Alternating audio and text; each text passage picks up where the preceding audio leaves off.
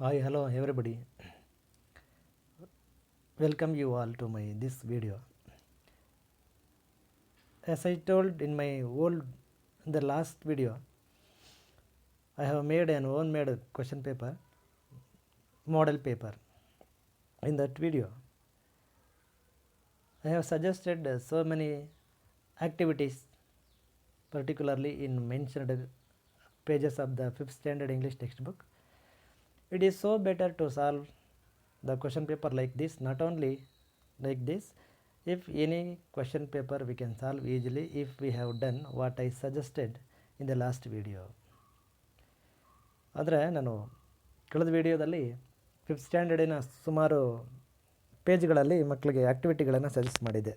ಅವು ಕಡೆ ಗಮನ ಕೊಟ್ಟು ಬಂದಿದ್ದರೆ ಇಂಥದ್ದು ಎಂಥ ಪೇಪರ್ ಕೊಟ್ಟರು ಕೂಡ ಕ್ವಶನ್ನು ಹೇಗೆ ಬಂದರೂ ಕೂಡ ಈಸಿಯಾಗಿ ಸಾಲ್ವ್ ಮಾಡಬಹುದು ಅನ್ನುವಂಥ ಪ್ರಿಲಿಮಿನರಿ ಬೇಸಿಕ್ ಪ್ರಿಪರೇಷನ್ಗೋಸ್ಕರ ಒಂದು ವಿಡಿಯೋದಲ್ಲಿ ಸಜೆಸ್ಟ್ ಮಾಡಿದ್ದೆ.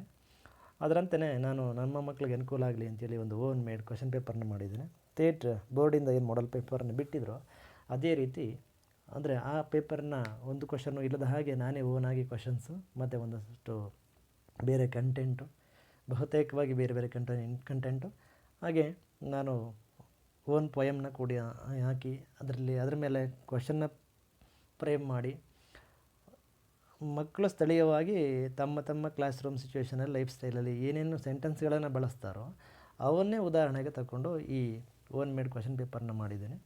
ಇದನ್ನು ಸಾಲ್ವ್ ಮಾಡೋ ನಿಟ್ಟಿನಲ್ಲಿ ಬರೀ ಈ ಕ್ವಶನ್ ಪೇಪರು 5th ಸ್ಟ್ಯಾಂಡರ್ಡಿನ ಎಕ್ಸಾಮನ್ನು ಈ ತಿಂಗಳು ಬರೆಯುವಂಥ ಮಕ್ಕಳಿಗೆ ಅಷ್ಟೇ ಅಲ್ಲ, ದೊಡ್ಡವ್ರಿಗೂ ಕೂಡ, ಈವನ್ ಟೀಚರ್ಸ್ಗಾಗಿರ್ಬಹುದು, ಬೇರೆ ಪ್ರೊಫೆಷ್ನಲ್ಸ್ ಇರ್ತಕ್ಕಂಥವ್ರಿಗಾಗಿರ್ಬೋದು, ಅಥವಾ ಬೇರೆ ಬೇರೆ ಕಾಂಪಿಟೇಟಿವ್ ಎಕ್ಸಾಮ್ಗೆ ಹೋಗ್ತಕ್ಕಂಥವ್ರಿಗೂ ಕೂಡ ತುಂಬ ಹೆಲ್ಪನ್ನು ಮಾಡ್ತದೆ. ಯಾಕಂದರೆ ಗ್ರಾಮರ್ ಅಂದರೆ, ಲ್ಯಾಂಗ್ವೇಜ್ ಅಂದರೆ ಯಾವುದೇ ಎಕ್ಸಾಮ್ಗೂ ಕೂಡ ಬರ್ತಕ್ಕಂಥ ಲ್ಯಾಂಗ್ವೇಜ್ ಆ್ಯಕ್ಟಿವಿಟೀಸ್ ಏನಿದೆ ಅವನ್ನೇ ಕೇಳ್ಕೊಂಡು ಹೋಗ್ತಾರೆ. ಹಾಗಾಗಿ ಬರೀ 5th ಸ್ಟ್ಯಾಂಡರ್ಡ್ ಅಲ್ಲದೆ 8th 9th PU ಡಿಗ್ರಿ ಯಾವುದೇ ಕಾಂಪಿಟೇಟಿವ್ ಎಕ್ಸಾಮ್ನ ಕ್ವಶನ್ ಪೇಪರಲ್ಲಿ ಬರ್ತಕ್ಕಂಥ ಬಹುತೇಕ ಎಕ್ಸ್ಪೆಕ್ಟೆಡ್ ಸಂಭವನೀಯ ಪ್ರಶ್ನೆಗಳಂತ ಏನು ಕರಿತೀವೋ ಅವು ಇಲ್ಲಿವೆ. ಹಾಗಾಗಿ ಎಲ್ಲರೂ ಕೂಡ ಗಮನಿಸಿದ್ರೆ ಖಂಡಿತವಾಗ್ಲೂ ಹೆಲ್ಪ್ ಆಗ್ತದೆ. ಇಂಥ ಬಹುತೇಕರಿಗೆ ಹೆಲ್ಪ್ ಆಗ್ತಕ್ಕಂಥ ರೇರ್ ಕಂಟೆಂಟ್, ಯೂನಿಕ್ ಕಂಟೆಂಟಿನ ವೀಡಿಯೋಗಳನ್ನು ಈ ಚಾನಲಲ್ಲಿ ಮಾಡಿ ಅಪ್ಲೋಡ್ ಮಾಡುವಂಥ ತುಂಬ ಹುಮ್ಮಸ್ಸಿನ ಮನಸ್ಸಿದೆ ನನಗೆ. ನೋಡ್ತಕ್ಕಂಥವರು ಲೈಕ್ ಮಾಡೋದ್ರ ಮೂಲಕ, ಶೇರ್ ಮಾಡೋದ್ರ ಮೂಲಕ ಸಹಕಾರವನ್ನು ಕೊಟ್ಟರೆ, ಸಬ್ಸ್ಕ್ರೈಬರ್ಸ್ ಜಾಸ್ತಿ ಆಗ್ತಾಯಿದ್ರೆ ನಾನು ಮತ್ತೊಂದಷ್ಟು ವೀಡಿಯೋಗಳನ್ನು ಮಾಡಲಿಕ್ಕೆ ನನಗೆ ಇನ್ಸ್ಪಿರೇಷನ್ ಕೊಟ್ಟ ಹಾಗಾಗುತ್ತೆ. ಯಾವುದೋ ಬೇಡವಾದ ವೀಡಿಯೋಗಳನ್ನು ಮಾಡೋದಕ್ಕಿಂತ ಅಥವಾ ನೇರವಾಗಿ ಬರೀ ಕೀ ಆನ್ಸರ್ಗಳನ್ನ ಕೊಟ್ಟು ಮುಂದೆ ಹೋಗೋದಕ್ಕಿಂತ ಮಕ್ಕಳಿಗೆ ಕ್ವಶನ್ ಪೇಪರ್ಗೆ ಹೇಗೆಲ್ಲ ಆನ್ಸರ್ ಮಾಡಬಹುದು ಅನ್ನುವಂಥ ಟಿಪ್ಸ್, ರಿಲೇಬಲ್ ಟಿಪ್ಸನ್ನು ಕೊಡ್ತಾ ಈ ಒಂದು ವಿಡಿಯೋವನ್ನು ಮಾಡ್ತಾ ಹೋಗ್ತಿದ್ದೇನೆ. ಹಾಗಾಗಿ ಈ ಕ್ವಶನ್ ಪೇಪರ್ ಸಾಮಾನ್ಯವಾಗಿ ಈಸಿನೇ ಇದೆ. ನಾವು ಬೋರ್ಡಿಂದ ಏನು ಪೇಪರ್ನ ನಾವು ನೋಡ್ತೀವೋ ಆ ನಿಟ್ಟಿನಲ್ಲೇ ಇದೆ, ನೀವು ಗಮನಿಸಬಹುದು. ಸೇಮ್ 23 ಕ್ವಶನ್ಸ್ ಇದೆ. ಫಸ್ಟ್ ಮೈನು ಅಂದರೆ ಒಂದು ವರ್ಡಿನ ಅಂದರೆ 1 ಮಾರ್ಕಿನ 10 ಕ್ವಶನ್ಸು, ಮತ್ತು 1 ಮಾರ್ಕ್ ತಗೊಳ್ಳುವಂಥ 4 ಕ್ವಶನ್ಸು, ಅದಾದಮೇಲೆ 2 ಕ್ವಶನ್ಸ್ ತಗೊಳ್ಳುವಂತಹ 4 ಕ್ವಶನ್ಸು, ಹಾಗೆಯೇ 3 ಮಾರ್ಕ್ಸನ್ನು ತಗೊಳ್ಳುವಂತಹ 2 ಕ್ವಶನ್ಸು, ಫೈನಲಾಗಿ 4 ಮಾರ್ಕ್ಸನ್ನು ತಗೊಳ್ಳುವಂಥ 3 ಕ್ವಶನ್ಸ್ ಇವೆ. ಹೀಗಾಗಿ ಎಲ್ಲ ಕ್ವಶನ್ಗಳಿಗೆ ಅಟೆಂಡ್ ಮಾಡಿದಂಥ ನನ್ನ ಸ್ಟೂಡೆಂಟ್ಸು ಔಟ್ ತೊಗೊಂಡಿದ್ದಾರೆ. ಮಿನಿಮಮ್ 18 ತೊಗೊಂಡಿದ್ದಾರೆ. Maximum number of the students got out 39, 38, 40 ತಗೊಂಡಿರೋರು ಇದ್ದಾರೆ. ಅದರಿಂದ ಏನು ಅರ್ಥ ಆಗ್ತಿದೆ ಅಂದರೆ, ಮಕ್ಕಳಿಗೆ ಅರ್ಥವಾಗುವ ರೀತಿಯಲ್ಲಿ ಹೇಳಿಕೊಟ್ರೆ ಖಂಡಿತವಾಗಲೂ ಏನನ್ನು ಬೇಕಾದರೂ ಮಾಡಬಲ್ಲರು ನಮ್ಮ ಸ್ಟೂಡೆಂಟ್ಸು ಅನ್ನುವಂಥದ್ದನ್ನು ಮನದಟ್ಟು ಮಾಡಿಕೊಟ್ಟಿದ್ದಾರೆ. ಹಾಗಾಗಿ ನಾವು ಈಗ ಮುಂದುವರಿಯೋದಾದರೆ, ಆ್ಯಸ್ ಯೂಸ್ವಲಿ ನಾನು ಹಳೆ ವಿಡಿಯೋದಲ್ಲಿ ಕೂಡ ಹೇಳಿದ್ದೆ, ಸ್ಕೂಲ್ಗಳಲ್ಲಿ ಕೂಡ ಟೀಚರ್ಸ್ ಮಕ್ಕಳಿಗೆ ಹೇಳ್ಕೊಟ್ಟಿರೋ ಹಾಗೆ ಫಸ್ಟು ನೇಮ್ ಆಫ್ ದ ಸ್ಟೂಡೆಂಟ್ನ ಬರೆಯುವಾಗ ನಮ್ಮ ಮಕ್ಕಳು ಏನು ಮಾಡ್ತವೆ, ಇದನ್ನು ಪ್ರಿಂಟೆಡ್ ಫಾರ್ಮೆಟ್ ಕೊಟ್ಟಿದ್ದೆ ನಮ್ಮ ಸ್ಕೂಲಲ್ಲಿ. ಆ ಮಕ್ಕಳು ಏನು ಮಾಡ್ತವೆ, ಈ ಒಂದು ಸ್ಮಾಲ್ ಲೆಟರು ಒಂದು ಬಿಗ್ ಲೆಟರ್ ಬರೆದು ಬಿಡ್ತಾರೆ. ಅಲ್ಲಿ ಒಂದು ಸ್ವಲ್ಪ ನಮ್ಮ ಕೆಲಸ ಏನಿದೆ ಅಂದರೆ, ಮಕ್ಕಳಿಗೆ ಫಸ್ಟ್ ಲೆಟರ್ನ ಬಿಗ್ಗಲ್ಲಿ ಬರೀಲಿ, ಬರೆದ ನಂತರದಲ್ಲಿ ಉಳಿದ ಲೆಟರ್ಸ್ನ ಬೇಕಾದ್ರೆ ಸ್ಮಾಲಲ್ಲಿ ಬರ್ಕೊಂಡು ಹೋಗಲಿ ಅವರು. ಆದರೆ ಅವು ಏನು ಮಾಡ್ತವೆ ಪಾಪ, ಎಲ್ಲವನ್ನು ಮಿಕ್ಸ್ ಮಾಡಾಕ್ತಾರೆ. ಇಲ್ಲಿ ನೇಮ್ ಬರೆಯುವಂಥ ಪ್ಲೇಸಲ್ಲಿ ಏನು ಮಾಡ್ತಾರೆ, ಮಿಕ್ಸ್ ಮಾಡಿ ಹಾಕ್ಬಿಡ್ತಾರೆ. ಹಾಗಾಗಿ ಅದೊಂಚೂರು ಅಲ್ಲಿ ಗಮನ ಕೊಟ್ಟದ್ದು ಅದನ್ನು ಖಂಡಿತ ಮಕ್ಕಳಿಗೆ ಏನಾಗುತ್ತೆ ಅಂದರೆ, ವ್ಯಾಲ್ಯುವೇಟರ್ ಮೈಂಡಲ್ಲಿ ಈ ಮಕ್ಕಳಿಗೆ ಇನ್ನೂ ಕೂಡ ಸ್ಮಾಲ್ ಬಿಗ್ಗನ್ನು ಹೇಗೆ ಯೂಸ್ ಮಾಡಬೇಕು ಅನ್ನೋದನ್ನೇ ಹೇಳ್ಕೊಟ್ಟಿಲ್ವಾ ಅನ್ನುವಂಥ ಕಲ್ಪನೆ ಬರಬಾರ್ದು. ನೋಡಿ, ಇಲ್ಲಿ ನೇಮ್ ಆಫ್ ದ ಸ್ಟೂಡೆಂಟ್ ಬರೆಯುವಾಗ ಬರೆದ್ರೆ ಎಲ್ಲ ಲೆಟರ್ಸನ್ನು ಬಿಗ್ ಲೆಟರ್ಲಿ ಬರೀಲಿಕ್ಕೆ ಹೇಳಿ. ಇಲ್ಲ ಫಸ್ಟ್ ಲೆಟ್ರ್ ಬಿಗ್ಗಲ್ಲಿ ಬರೆದು ಉಳಿದ ಲೆಟರ್ಸನ್ನು ಸ್ಮಾಲ್ ಲೆಟರ್ಸಲ್ಲಿ ಬರೆದ್ರೆ ಅಟ್ಲೀಸ್ಟ್ ಒಂದು ಹಂತಕ್ಕೆ ಮಕ್ಕಳು ಬರವಣಿಗೆಯ ಗ್ರಿಪ್ಪನ್ನು ಹೊಂದಿದ್ದಾರೆ ಅಂತ ಅನ್ಕೋತಾರೆ. ಇದಾದ ನಂತರ ಸ್ಟೂಡೆಂಟ್ಸ್ ಸ್ಯಾಟ್ಸ್ ನಂಬರ್ ಏನಿದೆ ಇದನ್ನು ಬರೆಯೋಕ್ಕೆ ಹೇಳಿ. ಆಲ್ರೆಡಿ ಅಡ್ಮಿಷನ್ ಟಿಕೆಟ್ ಎಲ್ಲ ಕೊಟ್ಟಿರ್ತೀರಿ. ಅದಾದಮೇಲೆ ಸಿಗ್ನೇಚರ್ ಆಫ್ ದ ಸ್ಟೂಡೆಂಟ್, ಇದನ್ನು ಸಿಗ್ನೇಚರ್ ಮಕ್ಕಳೇ ಗೊತ್ತಿಲ್ಲ, ಪ್ರಾಕ್ಟೀಸ್ ಮಾಡಿಲ್ಲ ಅಂದರೆ ಸೇಮ್ ಏನೇನು ಬರೀತೀವೋ ಅದೇ ನಮ್ಮನ್ನು ಮತ್ತೊಮ್ಮೆ ಇಲ್ಲೂ ಕೂಡ ಬರೀಲಿ. ಇಲ್ಲ ಅಂದರೆ ಚುಟ್ಕ ಅವ್ರು ಏನು ಅಭ್ಯಾಸ ಮಾಡ್ಕೊಂಡಿರ್ತಾರೋ ಅದನ್ನು ಬರೆಯುವಂಥ ಆಗಲಿ ಮಕ್ಕಳು. ಇಷ್ಟಾದ ಮೇಲೆ ನೇರವಾಗಿ ಕ್ವಶನ್ಸ್ಗೆ ಹೋಗೋಣ. ಗೊತ್ತಿರೋ ಹಾಗೆ ಫಸ್ಟ್ ಮೇನಲ್ಲಿ 4 alternatives are given for each of the following questions or incomplete statements. ಅಂದರೆ ಕ್ವಶನ್ ನಂಬರ್ 1 to 10 ತನಕ 4 ಆಯ್ಕೆಗಳನ್ನು ಒಳಗೊಂಡಂತಹ ಪ್ರಶ್ನೆಗಳು ಬಂದಿರ್ತವೆ. ಅಥವಾ ಎಲ್ಲವೂ ಪ್ರಶ್ನೆಗಳೇ ಅಲ್ಲ, ಇನ್ಕಂಪ್ಲೀಟ್ ಸ್ಟೇಟ್ಮೆಂಟ್ಸ್ನ ಕೊಟ್ಟಿರ್ತಾರೆ.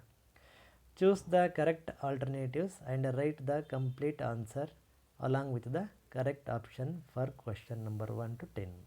ಅಂದರೆ ಕೊಟ್ಟಿರುವ ಬಹು ಆಯ್ಕೆಗಳಲ್ಲಿ ಒಂದು ಸರಿಯಾದ ಉತ್ತರ ಇರ್ತದೆ. ಇನ್ನು ಉಳಿದವೆಲ್ಲವೂ ಕೂಡ ಹೇಗಿರ್ತವೆ, ಸಮೀಪದ ಉತ್ತರಗಳಾಗಿರ್ತವೆ. ನೋಡಿದ್ರೆ ಅವು ಕೂಡ ಉತ್ತರ ಅಂತಲೇ ಕಾಣಿಸ್ತವೆ, ಆದರೆ ಒಂದು ಮಾತ್ರ ಸರಿ ಉತ್ತರವಾಗಿದ್ದು ಉಳಿದವೆಲ್ಲವೂ ಕೂಡ ಸಮೀಪದ ಉತ್ತರಗಳಾಗಿರ್ತವೆ. ಮಕ್ಕಳ ಅಕ್ಯುರೆನ್ಸಿ ಇರಲಿ, ಅಕ್ಯುರೇಟಾಗಿ ಆನ್ಸರ್ನ ಮಾಡುವಂಥದ್ದಿರ ಇದ್ದರೆ ಮಾತ್ರ ನಾವು ಡೆಫಿನೆಟಾಗಿ ಸ್ಕೋರನ್ನು ಮಾಡಬಹುದು. ತಲೆಕೆಡಿಸ್ಕೊಳ್ಬೇಡಿ. ನಾನು ಇಲ್ಲಿ ನೇರವಾಗಿ ನಿಮಗೆ ಮಾಡೆಲ್ ಪೇಪರ್ ಅಂದ್ಬಿಟ್ಟು ಅದಕ್ಕೆ ಕೀ ಆನ್ಸರ್ನ ಕೊಟ್ಕೊಂಡು ಹೋಗಿಲ್ಲ. ಕೀ ಆನ್ಸರ್ ನಾನೇ ಕೊಟ್ಕೊಂಡು ಹೋದರೆ ನಿಮ್ಮ ಮೈಂಡ್ ಬ್ಲಾಕ್ ಆಗುತ್ತೆ, ಸ್ಟಿಕ್ ಆನ್ ಆಗುತ್ತೆ, ಅಷ್ಟಕ್ಕೆ ಮಾತ್ರ ಸೀಮಿತ ಆಗ್ತೀರಿ. ಕ್ವಶನ್ ಪೇಪರ್ ಸೇಮ್ ಬ್ಲ್ಯಾಂಕಲ್ಲೇ ಇದೆ. ಏನೇನು ಕೊಟ್ಟರೆ ಏನೇನು ಆನ್ಸರಾಗಿ ಬರುತ್ತೆ, ಯಾವ ಕ್ವಶನ್ಗೆ ಏನು ಆನ್ಸರಾಗಿ ಬರ್ಬೋದು ಅನ್ನೋದನ್ನು ಟಿಪ್ಸ್ ಕೊಡ್ತಾ ಹೋಗ್ತೀನಿ. ತುಂಬ ರಿಲೇಬಲ್ ಆಗಿರುತ್ತೆ, ರಿಲೆವೆಂಟು ಟಿಪ್ಸ್ ಬರುತ್ತೆ, ಟ್ರಿಕ್ಸ್ ಬರುತ್ತೆ. ವೀಡಿಯೋನ ಎಂಡ್ ತನಕ ನೋಡ್ತಾ ಹೋಗಿ. ಲೆಂತ್ ಅನಿಸಿದ್ರೆ ಪಾಸ್ ಕೊಟ್ಟು ನಿಲ್ಲಿಸಿ ಒಂದಷ್ಟು ನಿಮ್ಮ ರಿಫ್ರೆಶ್ಮೆಂಟ್ ಮಾಡ್ಕೊಂಡು ಮತ್ತೆ ಕಂಟಿನ್ಯೂ ಮಾಡಿ. ಇಲ್ವಾ ಮತ್ತೊಮ್ಮೆ ವಿಡಿಯೋವನ್ನು ನೋಡಿ. ಯಾಕಂದರೆ ಬೇಡವಾದ ಯಾವುದೇ ಅನರ್ಥಕವಾದ ವಿವರಣೆಯನ್ನು ಕೊಟ್ಟಿಲ್ಲ, ನಿಮಗೆ ಪರಿಪೂರ್ಣವಾದಂಥ ಪೂರಕವಾದ ವಿವರಣೆಯನ್ನು ಕೊಡ್ತಾ ಹೋಗ್ತಾ ಇದ್ದೇನೆ. ಗಮನಿಸಿದಷ್ಟು ಯಾರು ಗಮನಿಸ್ತೀರ ಅವ್ರಿಗೆ ತುಂಬ ಬೆನಿಫಿಟ್ ಆಗ್ತದೆ. ಸೊ ಕ್ವಶನ್ ನಂಬರ್ 1ಗೆ ಹೋಗೋಣ. C is A cute dash clever and beautiful girl. ನೋಡಿ 4 ಲೇಖನ ಚಿಹ್ನೆಗಳನ್ನು ಕೊಟ್ಟಿದ್ದಾರೆ. First one question number B, ಅದನ್ನು ಕನ್ನಡದಲ್ಲಿ ಭಾವಸೂಚಕ ಚಿಹ್ನೆ ಅಥವಾ ಎಕ್ಸ್ಕ್ಲಮೇಟರಿ ಸಿಂಬಲ್ ಅಂತ ಇಂಗ್ಲೀಷಲ್ಲಿ ಕರಿತೀವಿ. ಥರ್ಡ್ ಒನ್ ಫುಲ್ ಸ್ಟಾಪ್, ಪೂರ್ಣ ವಿರಾಮ, ಡಿನಲ್ಲಿ ಕಾಮ. ಇದು ಕನ್ನಡ ಲ್ಯಾಂಗ್ವೇಜಲ್ಲಿ ಕೂಡ ಬರ್ತದೆ, ಹಾಗಾಗಿ ಮಕ್ಕಳಿಗೆ ಗೊತ್ತಿರುತ್ತೆ ಅಂದ್ಕೊಂಡಿದ್ದೀನಿ. ಅಥವಾ ಇದಕ್ಕೆ ಸಂಬಂಧಪಟ್ಟಾಗೆ ಲೇಖನ ಚಿಹ್ನೆಗಳನ್ನೇ ಒಂದು ವಿಡಿಯೋ ಮಾಡಿ ಅದಕ್ಕೇ ಪಂಕ್ಚುಯೇಟ್ ಸಿಂಬಲ್ಸ್ಗೆ ಒಂದು ವಿಡಿಯೋ ಮಾಡಿ ಅಪ್ಲೋಡ್ ಮಾಡ್ತೇನೆ, ನೋಡಿ ಮತ್ತೊಂದಷ್ಟು ಹೆಲ್ಪ್ ಆಗ್ತದೆ.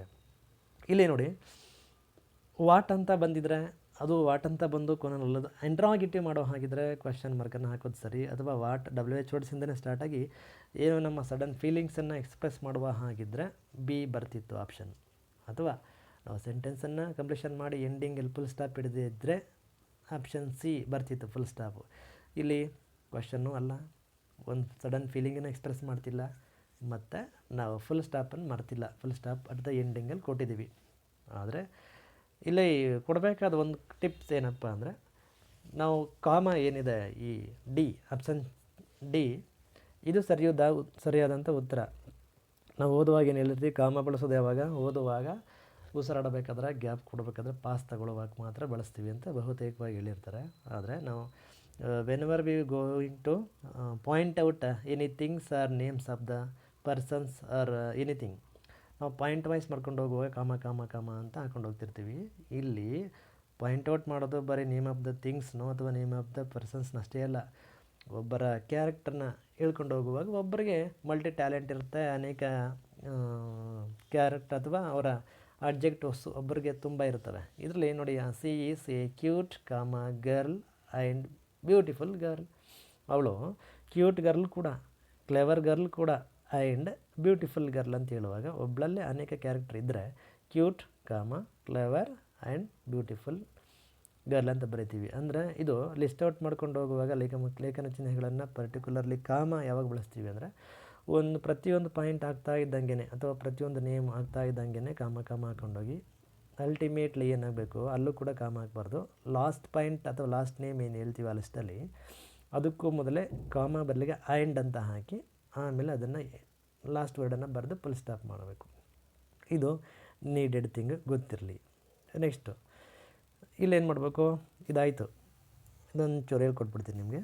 ಇಲ್ಲಿ ನಾವೇನು ಮಾಡ್ತೀವಿ, ಈ ಡಿ ಏನಿದೆ ಆಪ್ಷನ್ನು ಅದನ್ನು ಇಲ್ಲಿ ಬಂದ್ಬಿಟ್ಟು ಡಿ ಅಂತ ಬರಿತೀವಿ. ಬರೆದ ಮೇಲೆ ಆನ್ಸರ್ನ ಕೂಡ, ಆನ್ಸರ್ ಏನು ಕಾಮ ಇದೆ ಅದನ್ನು ಇಲ್ಲಿ ನಾವು ಸಿಂಬಲೈಸ್ ಮಾಡಿ ತೋರಿಸ್ಬೇಕು.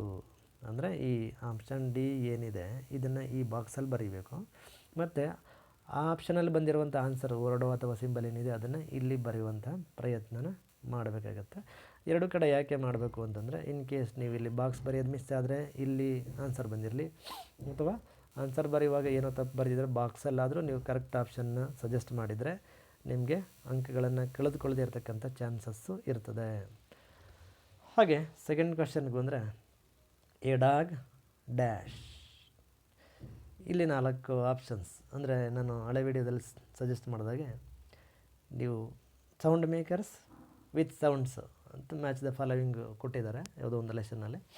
ನಾನು ಪೇಜ್ ನಂಬರ್ ಸಜೆಸ್ಟ್ ಮಾಡಿ ನಿಮಗೆ ಹಿಂದಿನ ವೀಡಿಯೋದಲ್ಲಿ ತಮ್ನೇಲಲ್ಲಿ ಕೂಡ ಹಾಕಿದ್ದೀನಿ. ಅವೆಲ್ಲ ನೋಡಿದರೆ ಅಥವಾ ನೋಡಿದ್ರೆ ಈಗಲೂ ಪರವಾಗಿಲ್ಲ, ನೋಡ್ಕೊಂಡು ಇನ್ನೊಂದು ಸರಿ ಹೋಗಿ ಯಾವ್ಯಾವ ಅನಿಮಲ್ಲು ಯಾವ್ಯಾವ ಸೌಂಡನ್ನು ಪ್ರೊಡ್ಯೂಸ್ ಮಾಡುತ್ತೆ ಅನ್ನೋದು ಚೆನ್ನಾಗಿ ನೆನಪಿಟ್ಕೊಂಡಿದ್ರೆ ಇಲ್ಲಿ ಕೊಟ್ಟಂಥ ಆಪ್ಷನ್ಸಲ್ಲಿ ಕರೆಕ್ಟಾಗಿರ್ತಕ್ಕಂಥ ಗೆಸ್ ಮಾಡಿ ಹಾಕ್ಬೋದು. ಡೈರೆಕ್ಷನ್ ಏನು ಕೊಟ್ಟಿದ್ದಾರೆ ಬ್ರಾಕೆಟಲ್ಲಿ, fill in the blank with correct sound.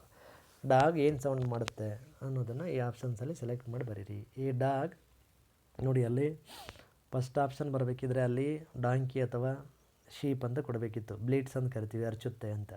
Option B ಇದಕ್ಕೆ ರೈಟ್ ಆನ್ಸರು. ಏಕೆ, ಡಾಗ್ ಬಾರ್ಕ್ಸ್, ಬೊಗಳುತ್ತೆ ಅನ್ನುವಂಥದ್ದು ಮೀನಿಂಗು. ಸಿ ಮೂವ್ಸ್ ಅಂತಂದರೆ ಇದು ಯಾವಾಗಲೂ ಕೂಡ ಹಸುಗಳು ಕೌ ಏನು ಸೌಂಡ್ ಮಾಡುತ್ತೋ ಅದರ ಸೌಂಡನ್ನು ನಾವು ಮೂವ್ಸ್ ಅಂತ ಕರಿತೀವಿ. ಆಪ್ಷನ್ ಡಿನಲ್ಲಿ ಮೇವ್ಸ್ ಅಂತ ಇದೆ, ಅಂದರೆ ಮೇವ್ ಅಂತ ಕರಿತೀವಲ್ಲ, ಬೆಕ್ಕುಗಳು ಮಾಡುವಂಥ ಸೌಂಡು. ಅಂದರೆ ಇಲ್ಲಿ ಡಾಗ್ ಬದಲಿಗೆ ಇನ್ ಕೇಸ್ ಸ್ನೇಕ್ ಅಂತ ಬಂದರೆ HISSES ಹಿಸ್ಸಸ್ ಅಂತ ಹಾಕಿ ಹಿಸ್ಸಸ್ ಅಂತ.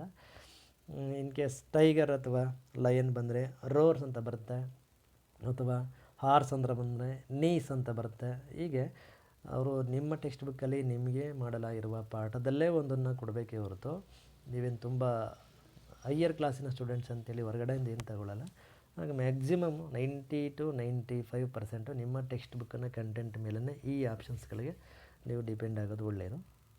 ಮುಂದಿನ ಕ್ವಶನ್ಗೆ ಹೋದರೆ, question number 3, is brother and dance also staying there ಅಂತ ಅಲ್ಲಿ ನಾನು ಕಟ್ಟಾಗಿದೆ ಕ್ವಶನ್ ಪೇಪರು. ಇಲ್ಲೇನು ಮಾಡಬೇಕಿದೆ, the suitable other gender for the underlined word. Underlined ವರ್ಡ್ಗೆ ನಾವು ಬೇರೆ ಅನ್ಯಲಿಂಗ ಅಂತ ಕನ್ನಡದಲ್ಲಿ ಕರಿತೀವಿ. ಆಪೋಸಿಟ್ ಅನ್ಕೋಬೇಡಿ, ಅನ್ಯಲಿಂಗ. ಅದರ್ ಜೆಂಡರ್ ಏನಿದೆ ಅದನ್ನು ಬರೀಬೇಕು. ಬ್ರದರ್ ಅನ್ನುವಂಥ ವರ್ಡ್ಗೆ ಅದರ್ ಜೆಂಡರ್ ಅಥವಾ opposite gender sister. Option D answer ಆಗುತ್ತೆ. In case option A answer ಆಗಿ ಬರಬೇಕಾದ್ರೆ ಅಲ್ಲಿ ಅಂಕಲ್ ಅಂತ ಇದ್ದಿದ್ರೆ ಆಂಟ್ ಅಂತ ಬರ್ತಿತ್ತು, ಹಸ್ಬೆಂಡ್ ಅಂತಿದ್ದರೆ ಬಿ ವೈಫ್ ಅಂತ ಬರ್ತಿತ್ತು, ಮದರ್ ಅಂತ ಬರಬೇಕಿದ್ರೆ ಅಲ್ಲಿ ಫಾದರ್ ಅಂತ ಕೊಡಬೇಕಿತ್ತು. ಸೊ ನೀವು ಯಾವುದು ಅದರ್ ಜೆಂಡರ್ ಏನಿದೆಯೋ ಇದನ್ನು ಕೂಡ ನಿಮ್ಮ ಟೆಕ್ಸ್ಟ್ ಬುಕ್ಕಲ್ಲಿ ಅಭ್ಯಾಸ ಮಾಡಿ ಬಂದರೆ ಇದಕ್ಕೆ ಆನ್ಸರ್ ಆಗುತ್ತೆ. ಈಗ ನಾವು ನೆಕ್ಸ್ಟು ಮುಂದಿನ ಪ್ರಶ್ನೆಗಳಿಗೆ ಹೋದರೆ, ಕ್ವೆಶ್ಚನ್ ನಂಬರ್ 4. ಇಲ್ಲೇನು ಮಾಡ್ತಾರೆ, ಸಾಮಾನ್ಯವಾಗಿ ನಿಮಗೆ ಅಲ್ಲಿ ಬಿಗ್ ಲೆಟರಲ್ಲೇ ಕೊಟ್ಟಿರ್ತಾರೆ ಕ್ವೆಶ್ಚನ್ ಪೇಪರಲ್ಲಿ, FORELSW. ಇದು ನೋಡ್ಕೊಳ್ಳಿ, ಇದೇ ಕ್ವೆಶ್ಚನ್ ಅಂತ ಸ್ಟಿಕ್ ಆನ್ ಆಗೋದು ಬೇಡ ಮಕ್ಕಳೇ. ಇದೇ ಥರದ್ದು ಬೇರೆ ಯಾವುದೇ ವರ್ಡನ್ನು ಕೊಡಬಹುದು. ಇಲ್ಲೇನು ಮಾಡಬೇಕು, ನೀವು ಒಂದು ಲೆಟರ್ನ ಅಂದರೆ ಒಂದು ವರ್ಡನ್ನ ಲೆಟರ್ಸನ್ನು ಜಂಬಲ್ಡ್ ಮಾಡಿ ಅದಲು ಬದಲು ಮಾಡಿಕೊಡ್ತಾರೆ. ಅದನ್ನು ನೀವೇನು ಮಾಡಬೇಕು, ರಿಅರೇಂಜ್ಡ್ ಮೀನಿಂಗ್ಫುಲ್ ವರ್ಡ್ ಮಾಡಬೇಕು.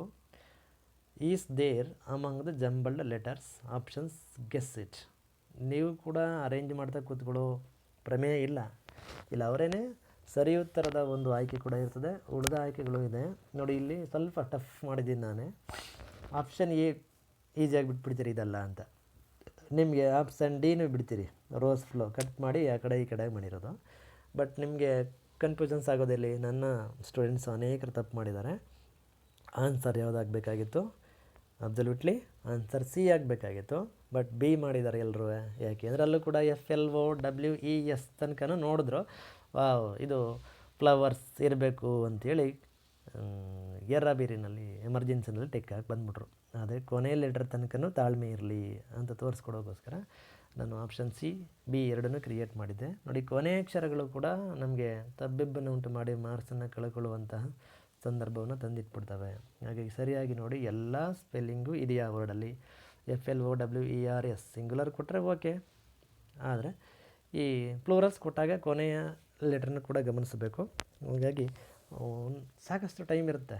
ನೀವು ಏನೋ ಅರ್ಜೆಂಟಲ್ಲಿ ತಪ್ಪು ಮಾಡಿ ಬರೋದಕ್ಕಿಂತ ಮುಖ್ಯವಾಗಿ ಇನ್ನೊಂದು ಸಾರಿ ಗಮನಿಸಿ, ಥಿಂಕ್ ಬಿಫೋರ್ ಡೂ, ಇನ್ನೊಂದು ಸಾರಿ ಯೋಚನೆ ಮಾಡಿ ಬರೋದು ಒಳ್ಳೆಯದು. ಈ ಥರದ್ದು ಯಾವ ವರ್ಡ್ ಆದರೂ ಕೊಟ್ಟರೆ ಮಕ್ಕಳೇ, ನಿಮ್ಮ ಕ್ಲಾಸಲ್ಲಿ ನಿಮ್ಮ ಟೆಕ್ಸ್ಟ್ ಬುಕ್ಕಲ್ಲಿ ನಿಮಗೆ ಟೀಚ್ ಮಾಡಿರ್ತಕ್ಕಂಥದ್ದನ್ನೇ ಕೊಟ್ಟಿರ್ತಾರೆ. ಈ ಎಲ್ಲ ಕಡೆ ಮಕ್ಕಳಿಗೆ ಕಲಿಸುವಂತಹ ಅಥವಾ ಕಲಿಯುವಂಥ ವಾತಾವರಣ ಇರೋಲ್ಲ. ಅಂಥವ್ರಿಗಾಗಿ ಈ ವಿಡಿಯೋ ಒಂದಷ್ಟು ಹೆಲ್ಪ್ ಮಾಡಲಿ ಅನ್ನೋ ಕಾರಣಕ್ಕೆ ಅಪ್ಲೋಡ್ ಮಾಡಿದ್ದೀವಿ, ನೋಡಿ. ಹಾಗೆಯೇ ನೆಕ್ಸ್ಟ್ 5th ಕ್ವಶನ್ಗೆ ಬಂದರೆ, the plural form of authority. Authority ಅನ್ನುವಂಥದ್ದಕ್ಕೆ ಫ್ಲೂರಲ್ ಫಾರ್ಮ್ ಮಾಡಬೇಕು. ಎಸ್ಸನ್ನು ಸೇರಿಸೋದ್ರಿಂದ ಫ್ಲೂರಲ್ ಫಾರ್ಮ್ ಆಗುವಂಥ ವರ್ಡ್ ಕೊಟ್ಟರೆ ಡೆಡ್ ಈಸಿ, ಯಾರಾದರೂ ಮಾಡಿಬಿಡ್ತೀರಿ. ಆದರೆ ವೈಯಿಂದ ಎಂಡ್ ಆಗುವಂಥ ವರ್ಡನ್ನು ಕೊಟ್ಟರೆ, ನಾನು ಆವಾಗಲೇ ಹೇಳಿದಾಗೆ ಇಲ್ಲಿ ಇದೊಂಚೂರು ಗಮನಿಸಿ, ಇದು ನಿಮ್ಮ 5th ಸ್ಟ್ಯಾಂಡರ್ಡಲ್ಲಿ ತಗೊಂಡಂತಹ ಒಂದು ವರ್ಡ್ ಇದು ಇದೆ. ಎಲ್ಲಿ the boy who saved the ಫಾರೆಸ್ಟಲ್ಲಿದೆ, ಅಲ್ಲಿ ಕಮ್ಯುನಿಟೀಸ್ ಅಂತ ಕೊಟ್ಟಿದ್ದಾರೆ, ಅಥಾರಿಟೀಸ್ ಕೊಟ್ಟಿದ್ದಾರೆ. ಈ ಥರದ್ದು ನಿಮಗೆ ವೈಯಿಂದ ಎಂಡ್ ಆಗುವಂಥ ವರ್ಡನ್ನು ಕೊಟ್ಟರೆ ಅಲ್ಲಿ ಎರಡು ಥರ ಕೆಟಗರಿ ಬರುತ್ತೆ. ವೈಯಿಂದ ಎಂಡ್ ಆಗುವ ವರ್ಡಲ್ಲಿ ವೈಯಿಂದ ಹಿಂದೆ ಬಿಫೋರ್ ವೈ ಅಲ್ಲಿ ಏನಾದರೂ ಕಾನ್ಸನೆಂಟ್ ಲೆಟ್ರ್ ಇದ್ದರೆ, ಅಂದರೆ ವ್ಯಂಜನಾಕ್ಷರ, ಇಲ್ಲಿ ಟಿ ಬಂದಿದೆಯಲ್ಲ ಈ ಥರ ಬಂದಿದ್ದರೆ, ಅಥವಾ ಬೇಬಿ, ಲೇಡಿ ಈ ಥರ ಬಂದಾಗಲೂ ಕೂಡ ವೈ ಹಿಂದ್ಗಡೆ ಕಾನ್ಸನೆಂಟ್ ಬಂದರೆ ಆ ವೈಯನ್ನು ರಿಮೂವ್ ಮಾಡಿ ಅಲ್ಲಿ IES ನೋಡಿ. ಇಲ್ಲಿ ಆಯ್ಕೆ ಯಾವುದೋ 4 ಆಯ್ಕೆಗಳಲ್ಲಿ ಸರಿ ಉತ್ತರ ಆಯ್ಕೆ ಬಿ ತಗೊಳ್ಳಿ. ಯಾಕಂದರೆ ವೈನ ರಿಮೂವ್ ಮಾಡಿ IESನ್ನು ಹಾಕಿ ಅದನ್ನು ಅಥಾರಿಟೀಸ್ ಅಂತ ಮಾಡಲಾಗಿದೆ. ಕಮ್ಯುನಿಟಿ ಬಂದರೂ ಹೀಗೆ ಮಾಡಿ, ಲೇಡಿ ಬಂದರೂ ಹೀಗೆ ಮಾಡಿ, ಬೇಬಿ ಬಂದರೂ ಕೂಡ ಹೀಗೆ ಮಾಡಿ.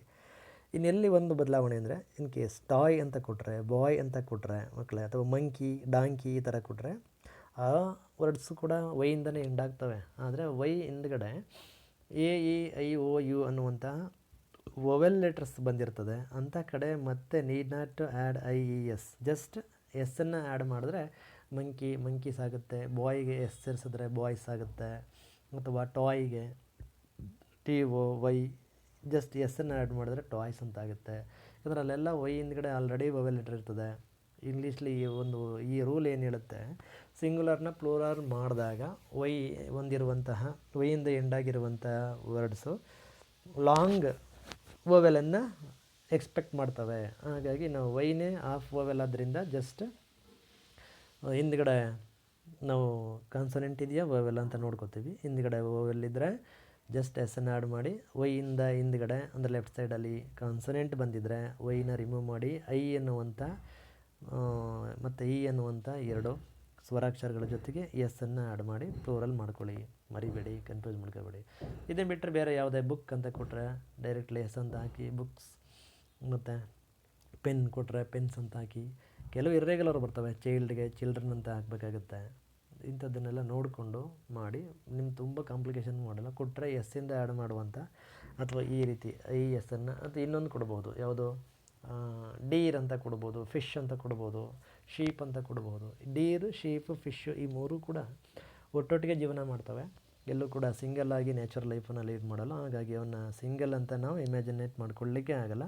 ಆ 3 ಕೊಟ್ಟರೆ ಯಾವುದದು ಡೀರ್, ಶೀಪ್ ಮತ್ತು ಫಿಶ್ ಸಿಂಗ್ಯುಲರ್ ಕೊಟ್ಟರೆ ಪ್ಲೂರಲ್ಗೂ ಆ್ಯಸ್ ಇಟ್ ಈಸ್ ಸೇಮ್ ಹಾಗೆ ಮಾಡಬೇಕು. ಅವೇ ಕರೆಕ್ಟ್ ಆನ್ಸರು. ಅದು ಬಿಟ್ಟರೆ ಲೀಫ್ ಅಥವಾ ವೈಫ್ ಅಂತ ಕೊಟ್ಟರೆ ಮಕ್ಕಳ ಎಫ್ ಅಥವಾ FEಯಿಂದ ಎಂಡ್ ಆಗುವಂತಹ ಸಿಂಗ್ಯುಲರ್ ವರ್ಡ್ ಕೊಟ್ಟು ಪ್ಲೂರಲ್ ಮಾಡೋಕ್ಕೆ ಹೇಳಿದ್ರೆ ನೀವಲ್ಲಿ ಎಫ್ ಅಥವಾ FEನ ರಿಮೂವ್ ಮಾಡಿ ಅವುಗಳ ಬದಲಿಗೆ ನೀವು VES ಅಂತ ರೀಪ್ಲೇಸ್ ಮಾಡಬೇಕಾಗುತ್ತೆ. ನಾನು ಇಲ್ಲಿ ಬರೆದು ಹೇಳ್ಕೊಡ್ತಾ ಹೋದರೆ ನಿಮಗೆ ವಿಡಿಯೋ ಲೆಂತಿ ಆಗುತ್ತೆ ಅನ್ನೋ ಕಾರಣಕ್ಕೆ ಶಾರ್ಟಾಗಿ ಹೋಗ್ತಾ ಇದ್ದೀನಿ. ಮತ್ತು ಯಾಕೆ ನೇರವಾದ ಆನ್ಸರ್ ಬರ್ತಿಲ್ಲ ಅಂದರೆ ನೀವು ಯೋಚನೆನೇ ಮಾಡಲ್ಲ ಅನ್ನೋ ಕಾರಣಕ್ಕೆ ನಾನು ಎಕ್ಸ್ಪ್ಲೇನ್ ಮಾಡ್ಕೊಂಡು ಹೋಗ್ತಿದ್ದೀನಿ. ಗಮನ ಇಟ್ಟು ವಿಡಿಯೋ ಮುಗಿಯೋ ತನಕ ಈ ಕಡೆ ಗಮನ ಕೊಟ್ಟು ನೋಡಿ. ಲೆಂತಿ ಅನಿಸಿದ್ರೆ ಪಾಸ್ ಮಾಡಿ, ಅದನ್ನು ನಿಲ್ಲಿಸಿ ಸ್ವಲ್ಪ ರಿಫ್ರೆಶ್ ಆಗಿ ಮತ್ತೆ ಕಂಟಿನ್ಯೂ ಮಾಡಿ. ಹಾಗೆ ಕ್ವೆಶ್ಚನ್ ನಂಬರ್ 6ಗೆ ಹೋದರೆ ನೋಡಿ, this is A tall tree. This is A tall tree. ಇದು ಒಂದು ಎತ್ತರದ ಮರ. ಇಲ್ಲೇನು ಮಾಡಿದ್ದಾರೆ, the underlined word is AR an. ಇಲ್ಲಿ ಗೆರೆ ಎಳೆದಿರುವಂತಹ ಪದ ಏನಿದೆ ಅದು ಒಂದು ಅಥವಾ ಏನಂದರೂ ಒಂದು ಅಂತಲೇ ಮೀನಿಂಗು ಏನಕ್ಕೆ ಕೊಟ್ಟಿದ್ದೀವಿ ಅಂದರೆ ಅಲ್ಲಿ ಅಡ್ಜೆಕ್ಟಿವ್ ಅನ್ನೋ ವರ್ಡು ಈ ಓವೆಲ್ ಲೆಟ್ರಿಂದ ಸ್ಟಾರ್ಟ್ ಆಗಿರೋದ್ರಿಂದ ಆರ್ಟಿಕಲ್ ಬಳಕೆಯೂ ಕೂಡ ನೋಡೋಣ ಮಕ್ಕಳಿಗೆ ಅಂತ ಕೊಟ್ಟಿರ್ಬೋದು ಈ ರೀತಿ. ಹಾಗಾಗಿ ಇಲ್ಲಿ ನಾವು ಗೆರೆ ಎಳೆದಿರುವಂತಹ ವರ್ಡ್ ಏನಿದೆ ಅದು ಪಾರ್ಟ್ಸ್ ಆಫ್ ಸ್ಪೀಚಲ್ಲಿ, ಅಂದರೆ ಪಾರ್ಟ್ಸ್ ಆಫ್ ಸ್ಪೀಚ್ ಏನು ಅಂತ ಕಲ್ತಿರೋ ಮಕ್ಕಳಿಗೆ ಈಸಿಯಾಗಿ ಗೊತ್ತಾಗುತ್ತೆ. ಅಥವಾ 8 ಪಾರ್ಟ್ಸ್ ಆಫ್ ಸ್ಪೀಚನ್ನು ಕಲ್ತಿಲ್ಲ ಅಂದ ಮಕ್ಕಳಿಗೆ ಒಂದೊಂದು ಲೈನಲ್ಲಿ ಎಕ್ಸ್ಪ್ಲನೇಷನ್ ಮಾಡ್ಬಿಡ್ತೀನಿ, ನೋಡ್ಕೊಳ್ಳಿ ಇಲ್ಲಿ. ಇನ್ ಕೇಸ್ ಮೊದಲನೇದು ಆನ್ಸರಾಗಿ ಬರಬೇಕಾದ್ರೆ ಮಕ್ಕಳು ಏನಾಗಿರಬೇಕು, ಅದು ಅಡ್ಜೆಕ್ಟಿವ್ ಆಗಿರಬೇಕು. ಇದೆ ಈ ಕ್ವಶನ್ಗೆ ಕರೆಕ್ಟಾಗಿ ಆನ್ಸರ್ ಆಗಿ ಬರೋದೇ ಆಪ್ಷನ್ ಎ, ಅಡ್ಜೆಕ್ಟಿವ್. ಇಲ್ಲೇನು ಮಾಡುತ್ತೆ ಅಡ್ಜೆಕ್ಟಿವ್ ಅಂತಂದರೆ ನಾವು ಕೊಟ್ಟಿರುವಂಥ ಯಾವುದೇ ನೌನು ಅಥವಾ ಪ್ರನೌನ್ ಏನಿದೆಯೋ ಅದರ ಗುಣ ಎಂಥದ್ದು, ಕ್ಯಾರೆಕ್ಟರ್ ಎಂಥದ್ದು, ಕಲರು, ಆಕಾರ, ಡಿಸೈನು, ಶೇಪು ಇದೆಲ್ಲವನ್ನು ಹೇಳ್ಕೊಡುವಂಥ, ಅಂದರೆ ಒಂದೇ ಮಾತಲ್ಲಿ ಹೇಳಬೇಕಂದ್ರೆ ಗುಣ ಲಕ್ಷಣಗಳನ್ನು ತಿಳಿಸಿಕೊಡುವಂತಹ ಅಥವಾ ಗುಣವಿಶೇಷಣಗಳನ್ನು ತಿಳಿಸ್ಕೊಡುವಂಥ ವರ್ಡ್ ಆಗಿರ್ತದೆ. ಇಂಗ್ಲೀಷಲ್ಲಿ ಡಿಸ್ಕ್ರೈಬಿಂಗ್ ವರ್ಡ್ಸ್ ಅಂತ ಕೂಡ ಕರಿತೀವಿ ಇವನ್ನ. ಸೊ ಇಲ್ಲಿ ಟ್ರೀ ಎಂಥದ್ದು, ಟಾಲ್ ಟ್ರೀ ಅಥವಾ short tree, big tree, use tree ಅಂತೆಲ್ಲ ಕರಿತೀವಲ್ಲ. ಹಾಗೆ ಒಂದು ವಸ್ತು, ವ್ಯಕ್ತಿ ಅಥವಾ ಯಾವುದೋ ಒಂದು ನೇಮಿಂಗ್ ವರ್ಡು ಎಂಥದ್ದು, ಅದರ ಬಣ್ಣ, ಗುಣ, ಸ್ವರೂಪ, ಆಕಾರ, ಲಕ್ಷಣಗಳು ಹೇಗಿದೆ ಅನ್ನೋದನ್ನು ತೋರಿಸ್ಕೊಡ್ಲಿಕ್ಕೆ ಬಳಸುವಂಥ ಪದ ಟ್ಯಾಲ್ ಅಂತ. ಇದನ್ನು ಅಡ್ಜೆಕ್ಟಿವ್. ಇನ್ನು ಬಿ ಪ್ರಿಪೊಸಿಷನ್ ಅಂತ ಕರಿತೀವಿ. ಅದನ್ನು ಏನಂತ, ಅದರ ಅರ್ಥ ಏನು, ಲಿಂಕಿಂಗ್ ವರ್ಡ್ಸ್ ಅಂತ. ಲಿಂಕಿಂಗ್ ಅಂದರೆ to, with, by, and, back, come ಅಂತ ಇನ್ ಫ್ರಂಟ್ ಅಂತ ಬಳಸ್ತೀವಲ್ವ. ಅಂದರೆ ಪೊಸಿಷನ್ ಅಥವಾ ಲೊಕೇಶನ್ ಅಥವಾ ಪ್ಲೇಸ್ ಎಲ್ಲಿದೆ ಅನ್ನೋದನ್ನು ತೋರಿಸ್ಕೊಡ್ಲಿಕ್ಕೆ ಬಳಸುವಂಥ ವರ್ಡ್ಸನ್ನು ಲಿಂಕಿಂಗ್ ವರ್ಡ್ಸ್ ಅಂತ ಕರಿತೀವಿ. ಅದು ಸಾಮಾನ್ಯವಾಗಿ ನೌನು ಅಥವಾ ಪ್ರನೌನು ಎಲ್ಲಿವೆ ಅನ್ನೋದನ್ನು ತೋರಿಸಲಿಕ್ಕೆ ಅವಕ್ಕಿಂತ ಮುಂಚಿತವಾಗಿ, ಆ ವರ್ಡ್ಗಳಿಗಿಂತ ಮುಂಚಿತವಾಗಿ ಅರ್ಲಿಯರಾಗಿ ಬಳಸೋದು ಪ್ರೀ ಪೊಸಿಷನ್ ಅಂತ ಕರಿತೀವಿ. ಇಲ್ಲಿ ಕೊಟ್ಟಿಲ್ಲ ಬಿಡಿ, ಇಲ್ಲಿ ಬಂದಿರೋದು ಅಡ್ಜೆಕ್ಟಿವ್ ರಿಲೇಟೆಡ್ ಕ್ವಶನ್ ಇದು. ಪ್ರೊನೌನ್ ಅಂದರೆ ಏನು ಹಂಗಾದ್ರೆ, ನೇಮಿಂಗ್ ವರ್ಡ್ಸ್ ಏನಿದೆಯೋ ಎಲ್ಲ ನೇಮಿಂಗ್ ವರ್ಡ್ಸ್ಗಳ ಬದಲಿಗೆ ನಾವು ಬಳಸುವಂಥ ಇನ್ನಿತರ ವರ್ಡ್ಗಳನ್ನು ನಾವು ಪ್ರೊನೌನ್ಸ್ ಅಂತ ಕರಿತೀವಿ. ಕನ್ನಡದಲ್ಲಿ ಸರ್ವನಾಮ. ಎಕ್ಸಾಂಪಲ್, ನಾನು, ನೀನು, ಅವನು, ಇವನು ಅಂತೀವಲ್ಲ, ಹಾಗೆ I, we, you, she, he, it, they, those, these, his, my ಅಂತೆಲ್ಲ ಕರಿತೀವಲ್ಲ. ಹೆಚ್ಚಿನ ಮಾಹಿತಿ ಬೇಕು ಅಂದರೆ ನಂದೇ 8 ತಿಂಗಳ ಹಿಂದೆ ಅಪ್ಲೋಡ್ ಮಾಡಿರುವಂಥ ಇನ್ನೊಂದು ವಿಡಿಯೋ ಇದೆ, ಅದನ್ನು ನೋಡಿ, how to use pronouns properly ಅಂತ. ಅದನ್ನು ನೋಡಿದ್ರೆ ನಿಮಗೆ ಹೆಚ್ಚಿನ ಡೆಪ್ತ್ ನಾಲೆಡ್ಜ್ ಬರ್ತದೆ. ಹಾಗೆ ಡಿ ಆಪ್ಷನಾಗಿ ಬರಬೇಕಾದ್ರೆ ಅಬ್ಸಲ್ಯೂಟ್ಲಿ ನೌನ್ ಆಗಿರಬೇಕು. ಏನು ನೌನ್ ಆಗಿರಬೇಕು, ನೇಮಿಂಗ್ ವರ್ಡ್ ಆಗಿರಬೇಕು. ಎಕ್ಸಾಂಪಲ್ ಇಲ್ಲಿ ಟ್ರೀ ಅಂತಿದೆ ನೋಡಿ, tree is name of living being ಇದುವೆ. ಅಥವಾ ಆ ಟ್ರೀ ಬದಲಿಗೆ ಏನೇ ಇದ್ರೂ ಒಂದು ವಸ್ತುವಿನ ಹೆಸರಾಗಿದ್ದ ಪಕ್ಷದಲ್ಲಿ ಇಲ್ಲಿ ಇಂಥ ಕ್ವಶನ್ ಬಂದಾಗ ಮಕ್ಕಳೇ ನೀವು ನೌನ್ ಅಂತ ಹಾಕಿ. ಈ 4ನೇ ಕೇಳಬಹುದು, ಬಿಟ್ಟರೆ ಇನ್ನೊಂದು ವರ್ಬ್ ಅಂತ ಕೇಳ್ತಾರೆ. ವರ್ಬ್ ಏನಾಗಿರುತ್ತೆ ಸಾಮಾನ್ಯವಾಗಿ ಅಂದರೆ ಅದು ಆ್ಯಕ್ಷನನ್ನು ತೋರಿಸುತ್ತೆ. ಆ ಸೆಂಟೆನ್ಸಲ್ಲಿ ಕೆಲಸ ಮಾಡುವಂಥ ವರ್ಡು, ಕೆಲಸವನ್ನು ತೋರಿಸುವಂಥ word. Action, the word shows the action ಅಂತ ಕರಿತೀವಿ. ಆ ಪದವನ್ನು ನಾವು ಸಾಮಾನ್ಯವಾಗಿ ವರ್ಬ್, ಕ್ರಿಯಾಪದ ಅಂತ ಕರಿತೀವಿ. ಇವಿಷ್ಟೇ 5 ಮ್ಯಾಕ್ಸಿಮಮ್ ಕೊಡ್ತಾರೆ. ಇನ್ನು ಅಪ್ಪರ್ ಕ್ಲಾಸ್ಗಳಲ್ಲಿ ಉಳಿದಂಥವನ್ನು ಕಲಿಸುವಂಥ ಕಾಂಪಿಟೆನ್ಸಿ ಕೊಟ್ಟಿದ್ದಾರೆ ನಿಮಗೆ. ಹಾಗೆ ಕ್ವಶನ್ ನಂಬರ್ 7ಗೆ ಬನ್ನಿ. ಇಲ್ಲೇನಿದೆ, ಕ್ವಶನ್ ನಂಬರ್ 7 ಒಂದು ಗಿವನ್ ಪಿಕ್ಚರ್ನ ಕೊಟ್ಟಿರ್ತಾರೆ ಅವರೇ. ಇದು ನಾನೇ ಈ ಅಬೋವ್ ವರ್ಡನ್ನು ಟೀಚ್ ಮಾಡಲಿಕ್ಕೆ ಮಾಡಿಕೊಂಡಂಥದ್ದು. The correct word to be filled in the blank is. 4 options ಕೊಟ್ಟಿರ್ತಾರೆ. ಅಂದರೆ ಸೇಮ್ ಈಗ ಮೇಲೆ ಏನು ಹೇಳಿದ್ವಿ ನಾವು ಪ್ರಿಪೊಸಿಷನ್ ಅಂತ. ಇಲ್ಲಿ ಕ್ವಶನ್ ನಂಬರ್ 6 ಬಿ ಆಪ್ಷನ್ ಇದೆಯಲ್ಲ, ಪ್ರಿಪೊಸಿಷನ್ ಅಂದರೆ ಒಂದು ವಸ್ತು ಅಥವಾ ನಾವು ನೀಡೆಡ್ ವರ್ಡು ಏನಿದೆ ಅದು ಎಲ್ಲಿದೆ ಅಂತ ತೋರಿಸಲಿಕ್ಕೆ ಬಳಸುವಂಥ ಲಿಂಕಿಂಗ್ ವರ್ಡ್ಸ್. ಏನಿದು, ಇದನ್ನು ಏಜೆಂಟ್ ಅಂತ ಕೂಡ ಕರೀತಾರೆ. ಒಂದು ಪ್ಲ್ಯಾಂಟ್ ಇದೆ, ಪ್ಲ್ಯಾಂಟಲ್ಲಿ ಒಂದು ಫ್ಲವರ್ ಇದೆ. ಆ ಫ್ಲವರು ಮತ್ತು ಅದ್ರ ಕೆಳಗಡೆ ಇರ್ತಕ್ಕಂಥ ವಾಟರ್ ಟಬ್ ಇದೆಯಲ್ಲ, ಅಲ್ಲೇನು ಸಮಸ್ಯೆ ಅಂತಂದರೆ ವಾಟರ್ ಟಬ್ಗೆ ಅಟ್ಯಾಚ್ ಆಗಿದ್ದರೆ, ಟಚ್ ಆಗ್ತಾ ಇದ್ದರೆ ಫ್ಲವರು, ಆವಾಗ ಏನು ಕರಿತೀವಿ, ಅದು ಟಚ್ ಆಗ್ತಿದ್ದು ಇಂಡಿಪೆಂಡೆಂಟ್ ಆಗಿದ್ದರೆ ಅದನ್ನು ಆನ್. ಎಕ್ಸಾಂಪಲ್, ನಮ್ಮ ತಲೆಯ ಮೇಲೆ ಏನಾದರೂ ಒಂದು ವಸ್ತುವನ್ನು, ಕ್ಯಾಪನ್ನು ಇಟ್ಟುಕೊಂಡಿದ್ರೆ ಅದನ್ನು ಆನ್ ದ ಹೆಡ್ ಅಂತ ಕರಿತೀವಿ. ಅಥವಾ ತಲೆಯಿಂದ ಮೇಲಕ್ಕೆ ಹೋಗ್ಬಿಟ್ಟು, ಅದು ತಲೆಯಿಂದ ಒಂಚೂರು ಮೇಲಕ್ಕೆ ಹೋಗಿ ಅದು ಅಲ್ಲಿ ಏನಾಗಿದ್ದರೆ,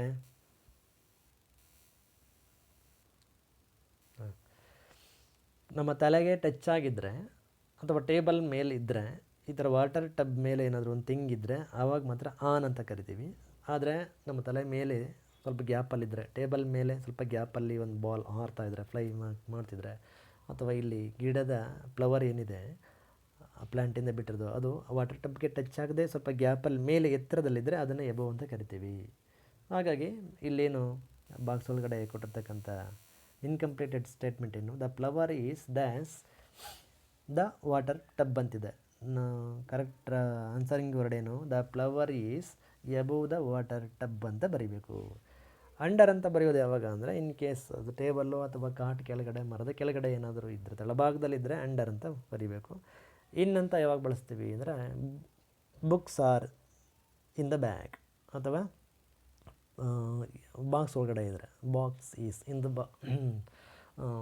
ball is in the box ಈ ಥರ ಹೇಳುವಾಗ ನಾವು ಒಳಗಿದೆ ಅಂತ ಹೇಳುವಾಗ, ಅಥವಾ ಅಲ್ಲಿ the boys are playing in the ground ಅಂತ ಬಳಸುವಾಗ ನಾವು ಇನ್ನನ್ನು ಬಳಸ್ತೀವಿ. ಹಾಗೆ ಕ್ವಶನ್ ನಂಬರ್ 8ಗೆ ಹೋದರೆ, see is a warm and bold land. Last ಪೊಯಮಿಂದ ಬರುವಂಥ ಲೈನ್ಸ್ ಇರ್ತದೆ ಈ ಥರ. ಇಲ್ಲೇನು ಮಾಡಬೇಕಿದೆ, the opposite of the underlined word is false, bold, cold, gold ಇಷ್ಟು ಇವೆ. ಇಲ್ಲಿ ವಾರ್ಮ್ ಅನ್ನುವಂಥ ವರ್ಡ್ಗೆ ಆಪೋಸಿಟ್ ವರ್ಡ್ ಯಾವುದು?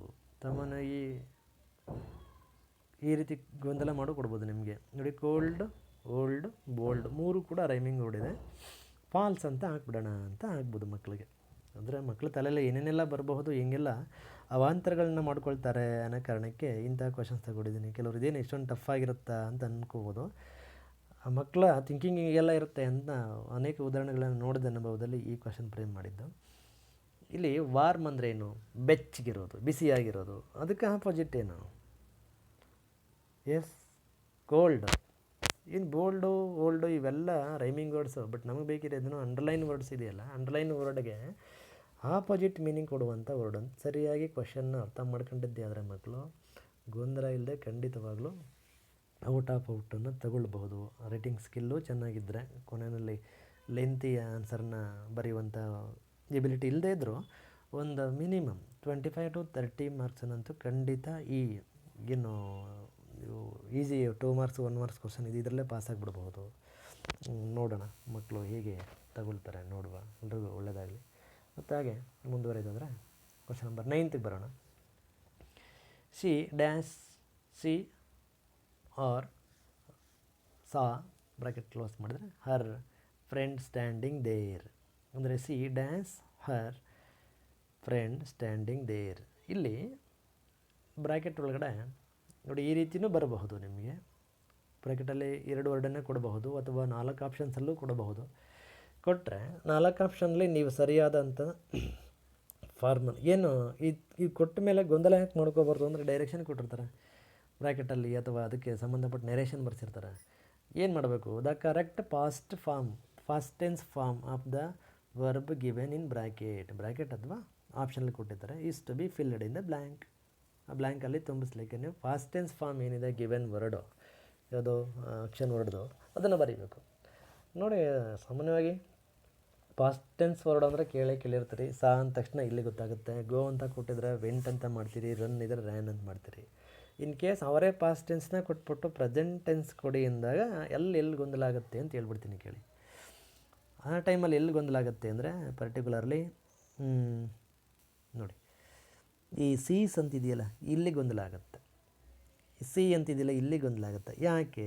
ಪಾಸ್ಟ್ ಟೆನ್ಸ್ ಅವರೇ ಕೊಟ್ಬಿಟ್ಟು ನಾವಿಲ್ಲಿ ನೇಮಿಂಗ್ ವರ್ಡ್ ಅಥವಾ ಫಸ್ಟ್ ಏನು ಸಬ್ಜೆಕ್ಟ್ ಅಂತ ಕರಿತೀವೋ ಈ ಶಿ ಬದಲಿಗೆ ಹೀ ಇದ್ದರು, ಇಟ್ಟಿದ್ರು, ದಿಸ್ ಇದ್ರು, ದಟ್ ಇದ್ದರೂ ಕೂಡ 3rd ಪರ್ಸನ್ ಸಿಂಗುಲರ್ ಅಂತಲೇ ತಗೊಂಡು ಇನ್ ಕೇಸಲ್ಲಿ ಸಿ ವೆಂಟ್ ಅಂತ ಅವರೇ ಕೊಟ್ಬಿಟ್ಟಿದ್ರು ಅಂದ್ಕೊಳ್ಳಿ. ಏನಂತ? C saw her friend standing there ಅಂತ ಇತ್ತು ಅಂತ ಅಂದ್ಕೊಳ್ಳಿ. ಇಮ್ಯಾಜಿನ್ ಮಾಡ್ಕೊಳ್ಳಿ. ಅಲ್ಲಿ ನೀವು the correct present tense form of the underline word ಅಂತ ಕೊಟ್ಟಿದ್ರೆ ಅವರು, ನೀವು ಆವಾಗ ಸಿ ಅಂತ ಬರೆದ್ರೆ ತಪ್ಪು. ಯಾಕೆ ತಪ್ಪು ಅಂದರೆ 3rd ಪರ್ಸನ್ ಸಿಂಗುಲರ್ ಏನಿರ್ತಾರೆ ಆ ನಂಬರ್ಸು ಅವರು ಯಾವಾಗಲೂ ಸಿಂಗುಲರ್ ಆಗಿದ್ದರೆ 3rd ಪರ್ಸನ್ ಅವರು ನಾವು ಆಕ್ಷನ್ ವರ್ಡನ್ನ ಎಂಡಿಂಗಲ್ಲಿ ಎಸ್ ಅಂತ ಇರುವ ಆಪ್ಷನನ್ನೇ ತಗೋಬೇಕು. ಎಕ್ಸಾಂಪಲ್, ಸಿ ರನ್ಸ್, ಈ walks, it moves, it eats, that comes, it goes ಅಂತಲೇ ಬಳಸಬೇಕು. ಯಾಕೆ ಅಂದರೆ 3rd ಪರ್ಸನ್ ಸಿಂಗುಲರ್ಗೆ ಎಸ್ ಅನ್ನು ಹಾಕಿದ್ರೇ ಹೋಗ್ತಾನೆ, ತಿಂತಾನೆ, ಬರ್ತಾನೆ, ಹೋಗ್ತಾಳೆ ಅನ್ನುವ ಮೀನಿಂಗ್ ಬರ್ತದೆ. ಅದು ಬಿಟ್ಟು ಬೇರೆ ಆ 3rd ಪರ್ಸನ್ ಸಿಂಗುಲರ್ ಬರಲಿಗೆ ಯು ಅಂತನೋ, ಐ ಅಂತನೋ, ದೇ ಅಂತನೋ, ಉಳಿದ ಎಲ್ಲದಕ್ಕೂ ಕೂಡ ನಾವು ಮಾಮೂಲಿ ನಾರ್ಮಲ್ ಬೇಸ್ ಫಾರ್ಮ್ ಏನಿದೆಯೋ ಪ್ರೆಸೆಂಟ್ ಟೆನ್ಸ್ ಫಾರ್ಮನ್ನೇ ಹಾಕಬೇಕು. ನೀವು ಪಾಸ್ಟ್ ಟೆನ್ಸ್ನೇ ಕೊಡ್ತಾರೆ ಅಂತ ಸ್ಟಿಕ್ಕರ್ ಹಾಕ್ಬಿಡಿ ಮಕ್ಕಳೇ. ಪಾಸ್ಟ್ ಟೆನ್ಸ್ ಸೆಂಟೆನ್ಸ್ನ ಕೊಟ್ಟು ಪಾಸ್ಟ್ ಟೆನ್ಸ್ ತೋರಿಸುವಂಥ ವರ್ಡನ್ನು ಅಂಡರ್ಲೈನ್ ಮಾಡಿ ಪ್ರೆಸೆಂಟ್ ಟೆನ್ಸ್ ಕೇಳಿದ್ರೆ ಈ ರೀತಿ ನೆನ್ಪಿಟ್ಕೊಳ್ಳಿ. ಥರ್ಡ್ ಪರ್ಸನ್ ಸಿಂಗುಲರ್ ಯಾವುದು ಅಂದರೆ ಹಿ, ಶಿ, ಇಟ್ ಅಥವಾ ದಟ್ ಅಥವಾ ದಿಸ್ ಇವುಗಳನ್ನು ಕೊಟ್ಟರೆ ಬಂದಿದ್ದರೆ ಬಿಗಿನಿಂಗಲ್ಲಿ ನೀವು ಡೆಫಿನೆಟಾಗಿ ಆಕ್ಷನ್ ವರ್ಡ್ ಏನಿದೆ ವರ್ಬು ಅದು ಎಂಡಿಂಗಲ್ಲಿ ಎಸ್ ಹೊಂದಿರುವಂಥ ಆಪ್ಷನ್ನ ತಗೋಬೇಕು. ಅಥವಾ ಈ ಥರ್ಡ್ ಪರ್ಸನ್ ಸಿಂಗುಲರ್ ಬರಲಿ ಬೇರೆ ಯಾವುದನ್ನಾದರೂ ಕೊಟ್ಟರೆ ನಾರ್ಮಲಾಗಿ ಕೊಟ್ಟಿರುವಂಥ ಅಂಡರ್ಲೈನ್ ವರ್ಡನ್ನು ಪ್ರೆಸೆಂಟ್ ಟೆನ್ಸ್ ಫಾರ್ಮನ್ನೇ ಹಾಕಿ that should be suitable. Next ಮುಂದೆ ಹೋದರೆ question number 10. They are the dash boys. They are the dash boys. ಏನು ನೆರೇಷನ್ ಕೊಟ್ಟಿದ್ದಾರೆ. The suitable objective to fill here is. ಇಲ್ಲಿ ನಾವು ಫಿಲ್ ಮಾಡಬೇಕಾಗಿರುವಂಥ ಸರಿಯಾದ ಅಬ್ಜೆಕ್ಟಿವ್ ಫಾರ್ಮ್ ಯಾವುದು ನೋಡಿ. ಆಪ್ಷನ್ಸಲ್ಲಿ ಏನು ಕೊಟ್ಟಿದ್ದಾರೆ. ಟಿನಿ ಇದೆ, ಯೂಸ್ ಇದೆ, ಲಾಂಗ್ ಇದೆ, ಯಂಗ್ ಇದೆ. ಕ್ವಶನ್ ತಗೊಳ್ಳುವಾಗ ಎರಡು ಕಾರಣಕ್ಕೆ ತಗೊಂಡೆ ಈ ಕ್ವಶನ್ನ ನೋಡಿ. ಎರಡು ಕಾರಣ ಏನಂದರೆ ಬ್ರ್ಯಾಕೆಟಲ್ಲಿ ಯಂಗ್ ಮತ್ತು ಯೂತ್ ಎರಡೂ ಕೊಟ್ಟಿದ್ದೀವಿ. ಈಗೇನು ಇಲ್ಲೇನಾದ್ರೂ ಅವರೇ ಒಂದು ವರ್ಡನ್ನೇ ಕೊಟ್ಟು ಅಥವಾ ಇಲ್ಲಿ ಸೂಟೇಬಲ್ ನೌನ್ ಫಾರ್ಮನ್ನು ತಗೊಳ್ಳಿ ಅಂತ ಕೊಟ್ಟಿದ್ದರೆ ನೌನ್ ಫಾರ್ಮ್ ತಗೊಂಡಾಗ ಏನು ಯೂತ್ ಅನ್ನೋದು ನೌನ್ ಫಾರ್ಮ್ ಇಲ್ಲಿ ನೌನ್ ಅಂತ ಅರ್ಥ ಅಂದರೆ ನಾಮಪದದ ರೂಪ ಯುವಕರು ಅಂತ ಬರ್ತದೆ. ಯಂಗ್ ಯುವ ಅಂತ ಬರ್ತದೆ. ಯೌವನದ ಅಂದರೆ ಅಬ್ಜೆಕ್ಟಿವ್ ಆಗುತ್ತೆ. ಇಲ್ಲಿ ನಾವು ಈ ಬ್ರ್ಯಾಕೆಟಲ್ಲಿ ಕೊಟ್ಟಿರುವ ಆಪ್ಷನ್ ನೋಡೋಕೆ ಹೋದರೆ ಅದೇ ಒಂಥರದ ಕ್ವಶನ್ ಫ್ರೇಮ್ ಮಾಡ್ಬೋದು. ಯಂಗ್ ಯೂತ್ ತಗೊಂಡಾಗ yes they are the young boys ಆಗುತ್ತೆ, ಯೂತ್ ಬಾಯ್ಸ್ ಆಗಲ್ಲ. ದೇ ಆರ್ ದ ಯೂತ್ ಅಂತ ಬೇಕಾದ್ರೆ ಕೊಡ್ಬೋದು ಕೊನೆಯಲ್ಲಿ. ಆದರೆ ಇಲ್ಲಿ ಕೇಳಿರೋದೇನು 4 ಅಬ್ಜೆಕ್ಟಿವ್ಸನ್ನು ಅವರೇ ಕೊಟ್ಟಿದ್ದಾರೆ. ಟಿನಿ, ಲಾಂಗ್, ಯೂಸ್ ಮತ್ತು ಯಂಗ್ ಅಂತ ಕೊಟ್ಟಿದ್ದಾರೆ. ಈ 4 ಕೂಡ ಅಬ್ಜೆಕ್ಟಿವ್ಸೇ. ಆದರೆ ಸೂಟೇಬಲ್ ಅಬ್ಜೆಕ್ಟಿವ್ ಯಾವುದು ಅಂತ ತಗೋಬೇಕು ನೀವೀಗ. ಸೂಟೇಬಲ್ ಯಾವುದು? ಟಿನಿ ಅಂತ ಕೊಡಬೇಕಾದ್ರೆ ಸಾಮಾನ್ಯವಾಗಿ ಮೀನಿಂಗು ಟಿನಿ ಅಥವಾ ಟೈನಿ ಅಂತ ಪ್ರೊನೌನ್ಸ್ ಮಾಡ್ತೀವಿ ಅದನ್ನು. ಅಂದರೆ ಚಿಕ್ಕದು ಪುಟಾಣಿ ಅಂತ. ಲಾಂಗ್ ಉದ್ದುದ್ದು ಅಂತ ಅರ್ಥ. ಯೂಜ್ ಅಂದರೆ ಬೃಹತ್ ಅಂತ ಬರುತ್ತೆ. ಯಂಗ್ ಅಂದರೆ ಏನು ಯುವ ಅಂತ ಯುವಕರು, ಯೌವನದ ಅಂದರೆ ಪ್ರೌಢಾವಸ್ಥೆಯಲ್ಲಿರ್ತಕ್ಕಂಥ ಬಾಯ್ಸ್ ಅಂತ ಬರ್ತದೆ. ಹಾಗಾಗಿ ನಾವು ಏನಂತ they are the young boys ಅಂತ ತಗೊಂಡ್ರೆ ಸೂಟಬಲ್ ಆನ್ಸರ್ ಆಗುತ್ತೆ. ಮುಂದೆ ಹೋಗೋದಾದರೆ ಸೆಕೆಂಡ್ ಮೇನ್. ಇಲ್ಲಿಗೆ ನಿಮಗೆ ಬಹು ಆಯ್ಕೆ ಮಾದರಿಯ 10 ಪ್ರಶ್ನೆಗಳು ಮುಗಿತವೆ. ಈ ರೀತಿಯೇ ಇರ್ತವೆ. ಇದೇ ಪ್ಯಾಟ್ರಲ್ಲಿ ಬರ್ತದೆ. ಇದು ಬಿಟ್ಟರೆ ಏನು ಬಹುತೇಕವಾಗಿ ಬರೋಲ್ಲ. ಕೊಟ್ಟರೆ ಶಾರ್ಟ್ ಫಾರ್ಮ್ ಅಥವಾ ಫುಲ್ ಫಾರ್ಮ್ ಮಾಡಿ ಅಥವಾ ಫುಲ್ ಫಾರ್ಮನ್ನು ಶಾರ್ಟ್ ಫಾರ್ಮ್ ಮಾಡಿ ಅಂತ ಕೊಡಬಹುದೇನೋ ಕೊಟ್ಟರೆ. ಮೆಜಾರಿಟಿ 8 to 9 ಕ್ವಶನ್ಸು ಈಗೇನು ನಾವು ನೋಡಿದ್ವಿ ಇದೇ ಥರದ ಕ್ವಶನ್ನು ಬಹುತೇಕ ಇವು ಕೂಡ ಬರಬಹುದು. ಪ್ರಿಪೇರ್ ಆಗಿರಿ, ತಯಾರಾಗಿರಿ ನೋಡಿಕೊಂಡು. ಸೆಕೆಂಡ್ ಮೇನಿಗೆ ಬಂದರೆ ಸೇಮ್ ಇಲ್ಲೇನು answer the following questions from 1 to 14 as directed. ಇಲ್ಲಿ ಕ್ವಶನ್ ಏನಾಗಬೇಕು 4 ಮಾರ್ಕ್ಸಿಂದು 1 into 14 ಆಗಬೇಕಿತ್ತು. ಬರೆಯುವಾಗ ಅರ್ಜೆಂಟಲ್ಲಿ 4 ಆಗಿದೆ. ಸೊ ಇಲ್ಲಿ ಏನು ಮಾಡ್ತಾರೆ 4 ಮಾರ್ಕಿಂದು ಅಲ್ಲ 1 ಮಾರ್ಕಿಂದು 4 ಕ್ವಶನ್ಸ್ ಕೊಡ್ತಾರೆ. ಅಂದರೆ ಕೆಲಸ ಸಿಂಪಲ್ಲು ನಿಮ್ಮದು ಒಂದೇ ಮಾರ್ಕಿಗೆ. ಇದು ಸ್ವಲ್ಪ ಲೆಂತಿ ಆಗಿರ್ತದೆ ಏನು ಕ್ವಶನ್ಸು. ಏನು ಮಾಡ್ತಾರೆ ಫಸ್ಟು ಸಾಲ್ವ್ ಇಟ್ ಅಂತ ಕೇಳ್ತಾರೆ. Solve the Riddle. ಏನು ಸಾಲ್ವ್ ದ ರಿಡಲ್ ಅಂತಂದರೆ sometimes I am on the ground, other times I am in the clouds, my name rhymes with daughter. ಅಂದರೆ ಒಂದು ರಿಡಲ್ ಕೊಟ್ಟಿರ್ತಾರೆ, ಒಗಟನ್ನು ಕೊಟ್ಟಿರ್ತಾರೆ. ಒಗಟನ್ನು ನೀವು ಬಿಡಿಸ್ಬೇಕು. ಏನು ಇದೇ ಒಗಟಂತೇನಿಲ್ಲ, ಈ ಥರದ್ದು ಯಾವುದಾದ್ರೂ ನಾರ್ಮಲಾಗಿ ನೀವು ಕೇಳಿರುವಂತಹ ಸಿಂಪಲ್ ವರ್ಡ್ಸು ಸಿಂಪಲ್ ಲೈನ್ಸನ್ನೇ ಕೊಟ್ಟಿರ್ತಾರೆ. ನೀವು ಸ್ವಲ್ಪ ಹಿಂದೆ ಮುಂದೆ ಯೋಚನೆ ಮಾಡಿದ್ರೆ ಖಂಡಿತ ಫ್ಲ್ಯಾಶ್ ಆಗುತ್ತೆ. ಜೊತೆಗೆ ಸಾಕಷ್ಟು ಹಿಂಟ್ಸ್ ಕೊಟ್ಟಿರ್ತಾರೆ. ಕೊನೆಯ ಪಕ್ಷ ಆನ್ಸರ್ ಆಗಿ ಬರುವಂಥ ವರ್ಡ್ಗೆ ರೈಮಿಂಗ್ ವರ್ಡನ್ನೇ ಕೊಟ್ಟಿರ್ತಾರೆ. ಅದೊಂದೇ ಕ್ಲೂ ಸಾಕು ನಿಮಗೆ. ಅದಲ್ಲದೆ ಆ ಮೀನಿಂಗ್ ತಿಳ್ಕೊಂಡ್ರೂ ನಿಮಗೆ ಫ್ಲ್ಯಾಶ್ ಆಗುತ್ತೆ. Sometimes I am on the ground. ನಾನು ಕೆಲವೊಮ್ಮೆ ಗ್ರೌಂಡಲ್ಲೇ ಇರ್ತೇನೆ, ನೀರಲ್ಲಿ, ನೆಲದಲ್ಲಿ ಅಥವಾ ಭೂಮಿಯಲ್ಲಿ ಇರ್ತೇನೆ. Other times I am in the clouds. ಬೇರೆ ಸಮಯದಲ್ಲಿ ನಾನು ಮೋಡಗಳಲ್ಲೂ ಕೂಡ ಮೋಡದ ರೂಪದಲ್ಲೂ ಇರ್ತೇನೆ. My name rhymes with daughter. ನನ್ನ ಹೆಸರು ಡಾಟರ್ ಅನ್ನುವಂಥ ವರ್ಡ್ ಜೊತೆ ರೈಮ್ ಆಗುತ್ತೆ. ಅದು ರೈಮ್ ಅಂದರೆ ಪ್ರಾಸಪದವಾಗಿ ಬರುತ್ತೆ. ಈಸಿಯಾಗಿ ಏನದು ಆನ್ಸರು ಇವಕ್ಕೆಲ್ಲ ಆಯ್ಕೆ ಇರಲ್ಲ ಮಕ್ಕಳೇ, ನೀವೇ ಥಿಂಕ್ ಮಾಡಬೇಕು. S, good. WATE ಆರಲ್ಲೇ ಕೊಟ್ಟಿರ್ತಾರೆ ನೋಡಿ, ಅದು ಒಂದು ಕ್ಲೂ ನಿಮಗೆ. ವಾಟರ್ ಮತ್ತು ಡಾಟರ್ ಎರಡು ಕೂಡ ರೈಮಿಂಗ್ ವರ್ಡ್ ಅಲ್ವಾ. ಈ ರೀತಿ ಗೆಸ್ ಮಾಡಿದ್ರೆ ಆಲ್ರೆಡಿ ಅಲ್ಲೇ ಇರುತ್ತೆ, ನಿಮ್ಗೆ ಅಲ್ಲೊಂದು ಮಾರ್ಕ್ಸ್ ಬಂದೋಯ್ತಾ. ನೆಕ್ಸ್ಟು ಕ್ವಶನ್ ನಂಬರ್ 12ಗೆ ಹೋಗಿ. Right A suitable rhyming word for the given word. ನೋಡಿ ISH ಅಂತಾರಲ್ಲ, ಹಂಗೆ ರೈಮಿಂಗ್ ವರ್ಡ್ ಬಗ್ಗೆ ಮಾತಾಡ್ತಿದ್ವಿ, ಬಂತದು. ಏನು ಮಾಡಬೇಕಿಲ್ಲಿ? An example given in above question. ನೋಡಿ ಎಕ್ಸಾಂಪಲ್ ರೈಮಿಂಗ್ ವರ್ಡ್ ಹೇಗಿರುತ್ತೆ ಅನ್ನೋದಕ್ಕೆ ಎಕ್ಸಾಂಪಲ್ ಮೇಲೇ ಇದೆ. ಏನು ಡಾಟರನ್ನು ವರ್ಡ್ಗೆ ವಾಟರ್ ಅಂತೀವಿ, ಇವೆರಡು ಕೂಡ ಒಂದಕ್ಕೊಂದು ರೈಮಿಂಗ್ ವರ್ಡ್ ಅಲ್ವಾ, ಅದಕ್ಕೆ ಇದನ್ನು ಹಾಗೆ ಕೊಡಲಾಗಿದೆ. ಇಲ್ಲಿ ಸೀಕ್ ಅನ್ನುವಂಥ ವರ್ಡನ್ನು ಕೊಟ್ಟಿದ್ದಾರೆ. ಸೀಕ್ ಅಂತ ಕೊಟ್ಟರೆ ನಿಮಗೆ ಹಳೆ ವಿಡಿಯೋದಲ್ಲಿ ಸಾಕಷ್ಟು ಎಕ್ಸಾಂಪಲ್ಸ್ನ ಸಜೆಸ್ಟ್ ಮಾಡಿದ್ದೀನಿ. WEAK ವೀಕು ಆಗುತ್ತೆ, WEEK ವೀಕ್ ಆಗುತ್ತೆ, BEAK ಬೀಕ್ ಆಗುತ್ತೆ. ಈ ಥರದ್ದು ಸಾಕಷ್ಟು ವರ್ಡ್ಸ್ ಇವೆ. ನೀವು ಫ್ರೀ ಇದ್ದಾಗ ಇಂಥ ರೈಮಿಂಗ್ ವರ್ಡ್ಸ್ ಕಡೆ ಗಮನ ಕೊಟ್ಟಾಗ ಒಂದಷ್ಟು ಇನ್ನೇನೇನು ಇವಕ್ಕೆ ರೈಮಿಂಗ್ ವರ್ಡ್ ಆಗ್ಬೋದು ಅಂತ ನೀವು ಅಲೈನ್ಮೆಂಟ್ ಮಾಡ್ಕೊಳ್ತಾ ಹೋದ್ರೆ ಮಕ್ಕಳೇ, ಮುಂದೆ ನೀವು ಒಬ್ಬ ಒಳ್ಳೆಯ ಕವಿ ಕೂಡ ಆಗ್ಬೋದು. ಅನೇಕ ಪೊಯೆಟ್ರಿಗಳನ್ನು ಬರೀಲಿಕ್ಕೆ ಅನುಕೂಲ ಆಗುತ್ತೆ. ನಿಮ್ಮ ತಲೆಯಲ್ಲಿ ಈ ಥರ ರೈಮಿಂಗ್ ವರ್ಡ್ಗಳು ಅಸೆಂಬಲ್ ಆಗ್ತಾ ಹೋಗ್ತಾ ನಿಮಗೆ ಗೊತ್ತಿಲ್ಲದ ಹಾಗೆ ಒಬ್ಬ ಕವಿಯನ್ನು ಮಾಡಿಬಿಡ್ತವೆ. ಹಾಗಾಗಿ ಒಂದಷ್ಟು ನೋಡ್ಕೊಂಡು ಹೋಗಿರಿ. ಅದು ಸ್ಪೆಲ್ಲಿಂಗಿಗೆ ಒತ್ತು ಕೊಡಬೇಡಿ. ನಾನು ಹಳೆಯ ವೀಡಿಯೋದಲ್ಲಿ ಹೇಳಿದಾಗೆ ಸ್ಪೆಲ್ಲಿಂಗ್ ಬೇಡ, ಪ್ರನೌನ್ಸ್ ಮಾಡಿ ನೋಡಿ. ಪ್ರನೌನ್ಸ್ ಮಾಡಿ ನೀವು ಅದೇ ಬರುತ್ತೆ. ಎಕ್ಸಾಂಪಲ್ EARTHನು ಅರ್ತ್ ಅಂತೀವಿ, ಮತ್ತು BIRTHನು ಬರ್ತ್ ಅಂತೀವಿ. ಎರಡು ಸ್ಪೆಲ್ಲಿಂಗು ಮೀನಿಂಗ್ ಬೇರೆ ಆದ್ರೂ ಸೌಂಡ್ ಒಂದೇ ರೀತಿ ಇರ್ತವೆ. ಎರಡು ಕೂಡ ಅನ್ಡೌಟೆಡ್ಲಿ ರೈಮಿಂಗ್ ವರ್ಡ್ ಆಗ್ತವೆ. ಅವನ್ನು ನೀವು ಬರೆಯಬಹುದು. ಹಾಗೆ ನೆಕ್ಸ್ಟು ಕ್ವಶನ್ ನಂಬರ್ 13ಗೆ ಹೋದರೆ, Shabale gave a tasty meal. ಒಂದು ಸೆಂಟೆನ್ಸ್ ಆಯಿತು. ಮತ್ತು ಫಾಲೋವಿಂಗ್ ಸೆಂಟೆನ್ಸ್ ಹೇಳುತ್ತೆ, Shabale belongs to the gods. ನೋಡಿ, ಶಬಲೆ ತುಂಬ ಟೇಸ್ಟಿ ಮೀಲನ್ನು ಕೊಟ್ಲು. Second sentence, Shabale belongs to the gods. Shabale ದೇವರಿಗೆ ಸಂಬಂಧಪಟ್ಟವಳು, ದೇವತೆಗಳಿಗೆ ಸಂಬಂಧಪಟ್ಟವಳು. ಇಲ್ಲೇನು ಮಾಡಬೇಕಿದೆ? Rewrite the sentences using the suitable pronoun for the underlined word. ನೋಡಿ, ಇಲ್ಲಿ ಏನು ಮಾಡ್ತಾರೆ, ನೀವು ಕೊಟ್ಟಿರುವಂಥ ಸೆಂಟೆನ್ಸಸ್ಸನ್ನು ರೀರೈಟ್ ಮಾಡಬೇಕು. ರೀರೈಟ್ ಏನಂದ್ರೇನು? ಪುನಃ ಬರೀಬೇಕು. ಬರೆಯುವಾಗ ಒಂದು ಬದಲಾವಣೆ ಏನು ಮಾಡಬೇಕು ಅಂದರೆ, ಒಂದು ವರ್ಡನ್ನು ಅಂಡರ್ಲೈನ್ ಮಾಡಿರ್ತಾರೆ, ಶಬಲೆ, ಎಸ್ಪೆಷಲಿ ಸೆಕೆಂಡ್ ಸೆಂಟೆನ್ಸಲ್ಲೇ ಅಂಡರ್ಲೈನ್ ಮಾಡಿರ್ತಾರೆ. ಯಾಕಂದರೆ ಯಾವಾಗಲೂ ಕೂಡ ನಾವು ಯಾವುದೇ ಒಬ್ಬ ವ್ಯಕ್ತಿ ಬಗ್ಗೆ ಮಾತಾಡುವಾಗ, ಅದು ಫಸ್ಟ್ ಪರ್ಸನ್ನೇ ಆಗಲಿ ಥರ್ಡ್ ಪರ್ಸನ್ನೇ ಆಗಲಿ, ಸೆಂಟೆನ್ಸ್ಗಳು ಹೋಗ್ತಾನೆ ಇರ್ತವೆ. ಫಸ್ಟ್ ಸೆಂಟೆನ್ಸಲ್ಲಿ ಮಾತ್ರ ಯಾರ ಬಗ್ಗೆ ನಾವು ಮಾತಾಡ್ತಿದ್ದೀವಿ ಅಥವಾ ಸ್ಟೋರಿ ಬರಿತೀವಿ ಅಂತಿರುತ್ತೆ. ಅದನ್ನು ನೆಕ್ಸ್ಟ್ ಫಾಲೋವಿಂಗ್ ಸೆಂಟೆನ್ಸ್ಗಳಲ್ಲಿ ಪದೇ ಅದೇ ವ್ಯಕ್ತಿಗಳ ಹೆಸರನ್ನ ಹೇಳಿ ಇರಿಟೇಷನ್ ಮಾಡೋದ್ರ ಬದಲು, ಎನರ್ಜಿ ವೇಸ್ಟ್ ಮಾಡ್ಕೊಳ್ಳೋದ್ರ ಬದಲು, ಸ್ಪೇಸ್ ವೇಸ್ಟ್ ಮಾಡ್ಕೊಳ್ಳೋದ್ರ ಬದಲು. ಎಕ್ಸಾಂಪಲ್, ನಿಮಗೆ ರಾಮ ಅಥವಾ ರಮ ಅನ್ನೋದು ತುಂಬ ಸಿಂಪಲ್ಲಾಗಿ ಕಾಣಿಸ್ಬೋದು ಹೆಸರು. ನಾವು ನಾರ್ತ್ ಕರ್ನಾಟಕದ ಸೈಡಿಗೆ ಹೋದರೆ ಏನಾಗುತ್ತೆ, ರಾಮಣ್ಣ ಬೆಳ್ತಂಗಡಿ, ಶಿವನಗೌಡ ಹಿರೇಗೌಡ ಬೊಮ್ಮಣ್ಣನವರ್ ಅಂತ ಈ ರೀತಿ ಸರ್ನೇಮ್ಗಳನ್ನು ಕೊಟ್ಟುಕೊಂಡು 2-3 ವರ್ಡ್ ಇರ್ತದೆ ಒಂದೇ ಹೆಸರಲ್ಲಿ.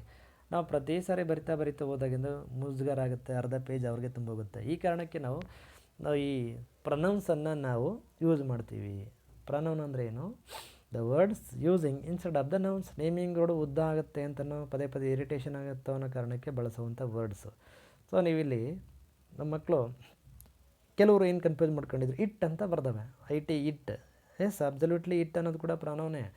ಆದರೆ ಯಾವಾಗ ಅಂದರೆ ಇಲ್ಲಿ ನಾನು ಕೌ ಅಂತ ಬಳಸಿದರೆ ಇಟ್ ಅಂತ ಬರ್ಕೊಳ್ಳಿ ಅಲ್ಲಿ.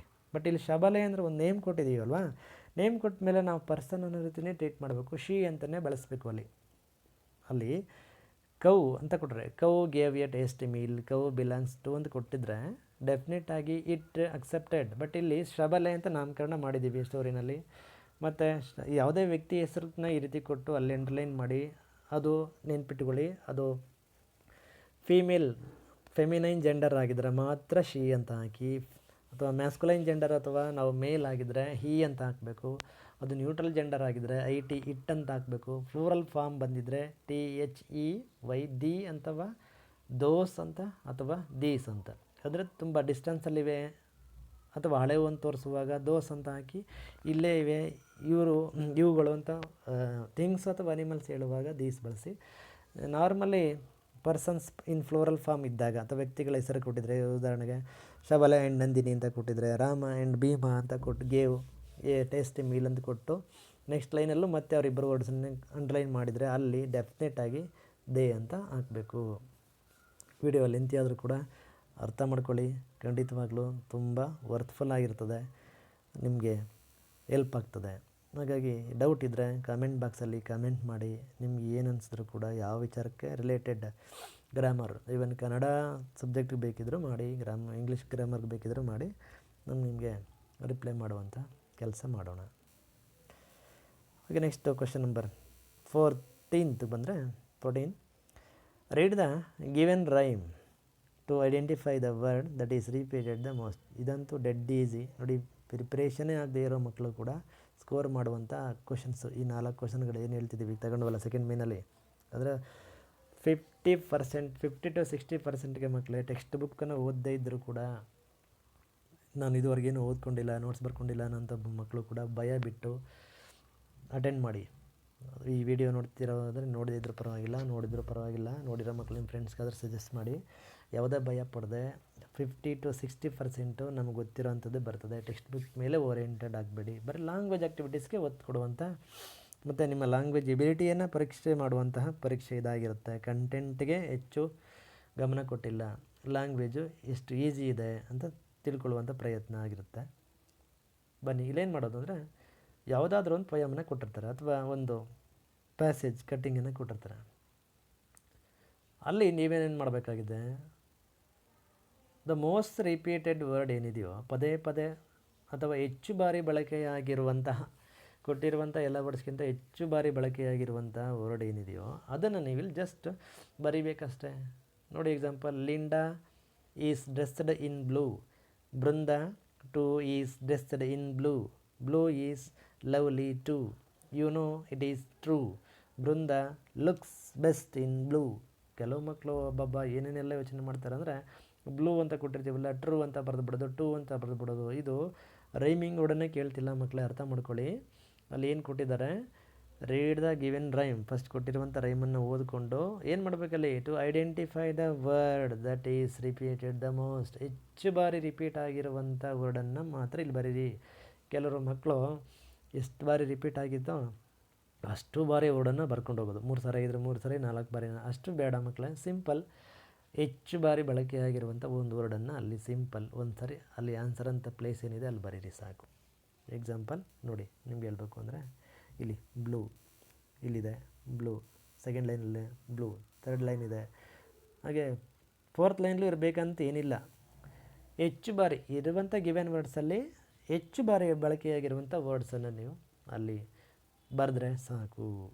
ನೆಕ್ಸ್ಟ್ ಮುಂದಿನ ಪ್ರಶ್ನೆಗಳಿಗೆ ಹೋಗೋಣ. ಈಗೇನು ಇನ್ನೇಂದ್ರೂ ಕೂಡ ಈ 1 ವರ್ಡ್ ಅಥವಾ 1 ಮಾರ್ಕಿನ ಕ್ವೆಶನ್ಸ್ ಕ್ಲೋಸ್ ಆಯಿತು. 3rd ಮೇನಿಂದ ನಿಮಗೆ ಸ್ವಲ್ಪ ಹೆಚ್ಚಿನ ತಾಳ್ಮೆಯನ್ನು ಪರೀಕ್ಷೆ ಮಾಡುವಂಥ, ನಿಮ್ಮ ಬುದ್ಧಿವಂತಿಕೆನೇ, ನಿಮ್ಮ ಇಂಟೆಲೆಕ್ಚುಯಾಲಿಟಿ ಏನಿದೆ ಅದನ್ನು ಪರೀಕ್ಷೆ ಮಾಡುವಂಥ ಪ್ರಶ್ನೆಗಳು. ಅಂದರೆ ನಿಮ್ಮ ಕ್ರಿಯೇಟಿವ್ ಮತ್ತು ಎಲಾಬ್ರೇಟಿಂಗ್, ಎಕ್ಸ್ಪ್ಯಾಂಡ್ ಮಾಡಿ ಬರೆಯುವಂಥ ಎಬಿಲಿಟಿ ಏನಿದೆ ಅಂತ ಪರೀಕ್ಷೆ ಮಾಡುವಂಥ ಪ್ರಶ್ನೆಗಳು 3rd main. Do as directed for question numbers 15 to 18. ಪ್ರಶ್ನೆ ನಂಬರ್ ಸಂಖ್ಯೆ 15ರಿಂದ 18ನೇ ಪ್ರಶ್ನೆ ಸಂಖ್ಯೆಗಳನ್ನು ಏನು ಮಾಡಬೇಕಿದೆ ಅಲ್ಲಿ ಡೈರೆಕ್ಷನ್ಸ್ ಕೊಟ್ಟಿದ್ದಾರೆ, ಹಾಗೆ ಮಾಡ್ಕೊಂಡೋಗಿ. Question number 15, write any 4 words related to the given word. ನೋಡಿ, ಈ ಸೆಂಟ್ರಲ್ಲಿ ಒಂದು ವರ್ಡನ್ನು ಕೊಟ್ಟಿರ್ತಾರೆ. ಮಾರ್ಕೆಟ್ ಅಂತಿದೆಯಲ್ವ, ಇಲ್ಲಿ ಏನು ಬೇಕಾದರೂ ಕೊಟ್ಟಿರೋದು. ಸ್ಕೂಲ್ ಅಂತ ಬರ್ಬೋದು, ಫಾರೆಸ್ಟ್ ಅಂತ ಬರ್ಬೋದು, ಅಥವಾ ಹಾಸ್ಪಿಟಲ್ ಅಂತ ಬರ್ಬೋದು. ಯಾವ ವರ್ಡ್ ಆದರೂ ಕೊಟ್ಟಿರಲಿ ಮಕ್ಕಳೇ, ಆ ವರ್ಡ್ ಜೊತೆ ಡೀಲ್ ಆಗುವಂಥ, ಆ ವರ್ಡ್ ಜೊತೆ ಬಳಕೆ ಮಾಡುವಂಥ, ಆ ವರ್ಡ್ ಬಗ್ಗೆ, ಅದರ ಬಗ್ಗೆ ಮಾತಾಡುವಾಗ ಬಳಸುವಂಥ ಬೇರೆ ಯಾವುದೇ ವರ್ಡನ್ನು ನೀವು 4 ವರ್ಡನ್ನು ಇಲ್ಲಿ ಜಸ್ಟ್ ಸಜೆಸ್ಟ್ ಮಾಡಿದ್ರಾಯಿತು. Example, market. ಈ ಮಾರ್ಕೆಟ್ ಅಂದ ತಕ್ಷಣ ನಮಗೇನೇನು ಫ್ಲಾಶ್ ಆಗುತ್ತೆ, 4 ವರ್ಡ್ ನೆನ್ಪು ಮಾಡ್ಕೊಳ್ಳಿ. ಥಿಂಗ್ಸ್ ಆಗಿರ್ಬೋದು, ಅದು ಇಲ್ಲಿ vegetables, fruits, seller, buyer, customer, toys, ಈ ಸ್ವೀಟ್ಸ್ ಮತ್ತು ಕ್ರ್ಯಾಕರ್ಸು, ಏನು ಬೇಕಾದರೂ ಆಗಿರ್ಬೋದು ಈ ರೀತಿ. ಅಥವಾ ಸ್ಕೂಲ್ ಅಂತ ಕೊಟ್ಟರೆ pen, books, student, teacher, class room, board, prayer, exams ಈ ರೀತಿ ಬರೆಯುವಂಥದ್ದು.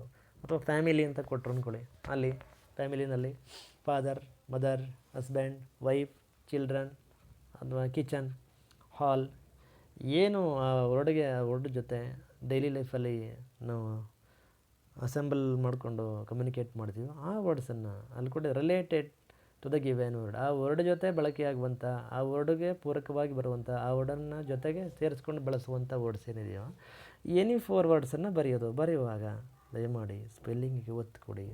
ನೀವೇ ಬರೆಯುವಂಥ ಸ್ಪೆಲ್ಲಿಂಗ್ ಕರೆಕ್ಟ್ ಆಗಿದ್ರೆ ನಿಮ್ಮ ಲೆಟರ್ಸು ಗೀಜ್ ಬಿಡ್ತೀರಿ ಒಂದೊಂದು ಸರಿ. ತಾಳ್ಮೆ ಇರಲಿ. ವ್ಯಾಲ್ಯೂಯೇಷನ್ ಮಾಡುವಂಥವ್ರಿಗೆ ಅರ್ಥವಾಗುವ ಹಾಗೆ ಬರೀರಿ. ಬರೆದವ್ರಿಗೆ ಅರ್ಥ ಆಗೋದಲ್ಲ, ಓದುವವ್ರಿಗೂ ಅರ್ಥವಾಗುವಂಥ ನಿಟ್ಟಿನಲ್ಲಿ ನೀವು ಬರೀಬೇಕು ಮಕ್ಕಳೇ.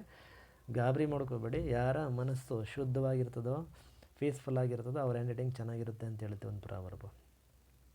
ಅರ್ಥ ಆಯ್ತಾ? ಹಾಗಾಗಿ ನೀವು ಹ್ಯಾಂಡ್ ರೈಟಿಂಗಲ್ಲಿ ಗೇಜ್ ಬಿಟ್ಟಿದ್ದೀರಿ ಅಂದರೆ ನಿಮ್ಮ ಮನಸ್ಸೇ ಸರಿ ಇಲ್ಲ, ದೃಢಚಿತ್ತ ಇಲ್ಲ ನಿಮ್ಮಲ್ಲಿ ಅಂತ. ಹಾಗಾಗಿ ತಾಳ್ಮೆಯಿಂದ ಜಾಣ್ಮೆಯಿಂದ ಬರ್ಕೊಂಡೋಗಿ.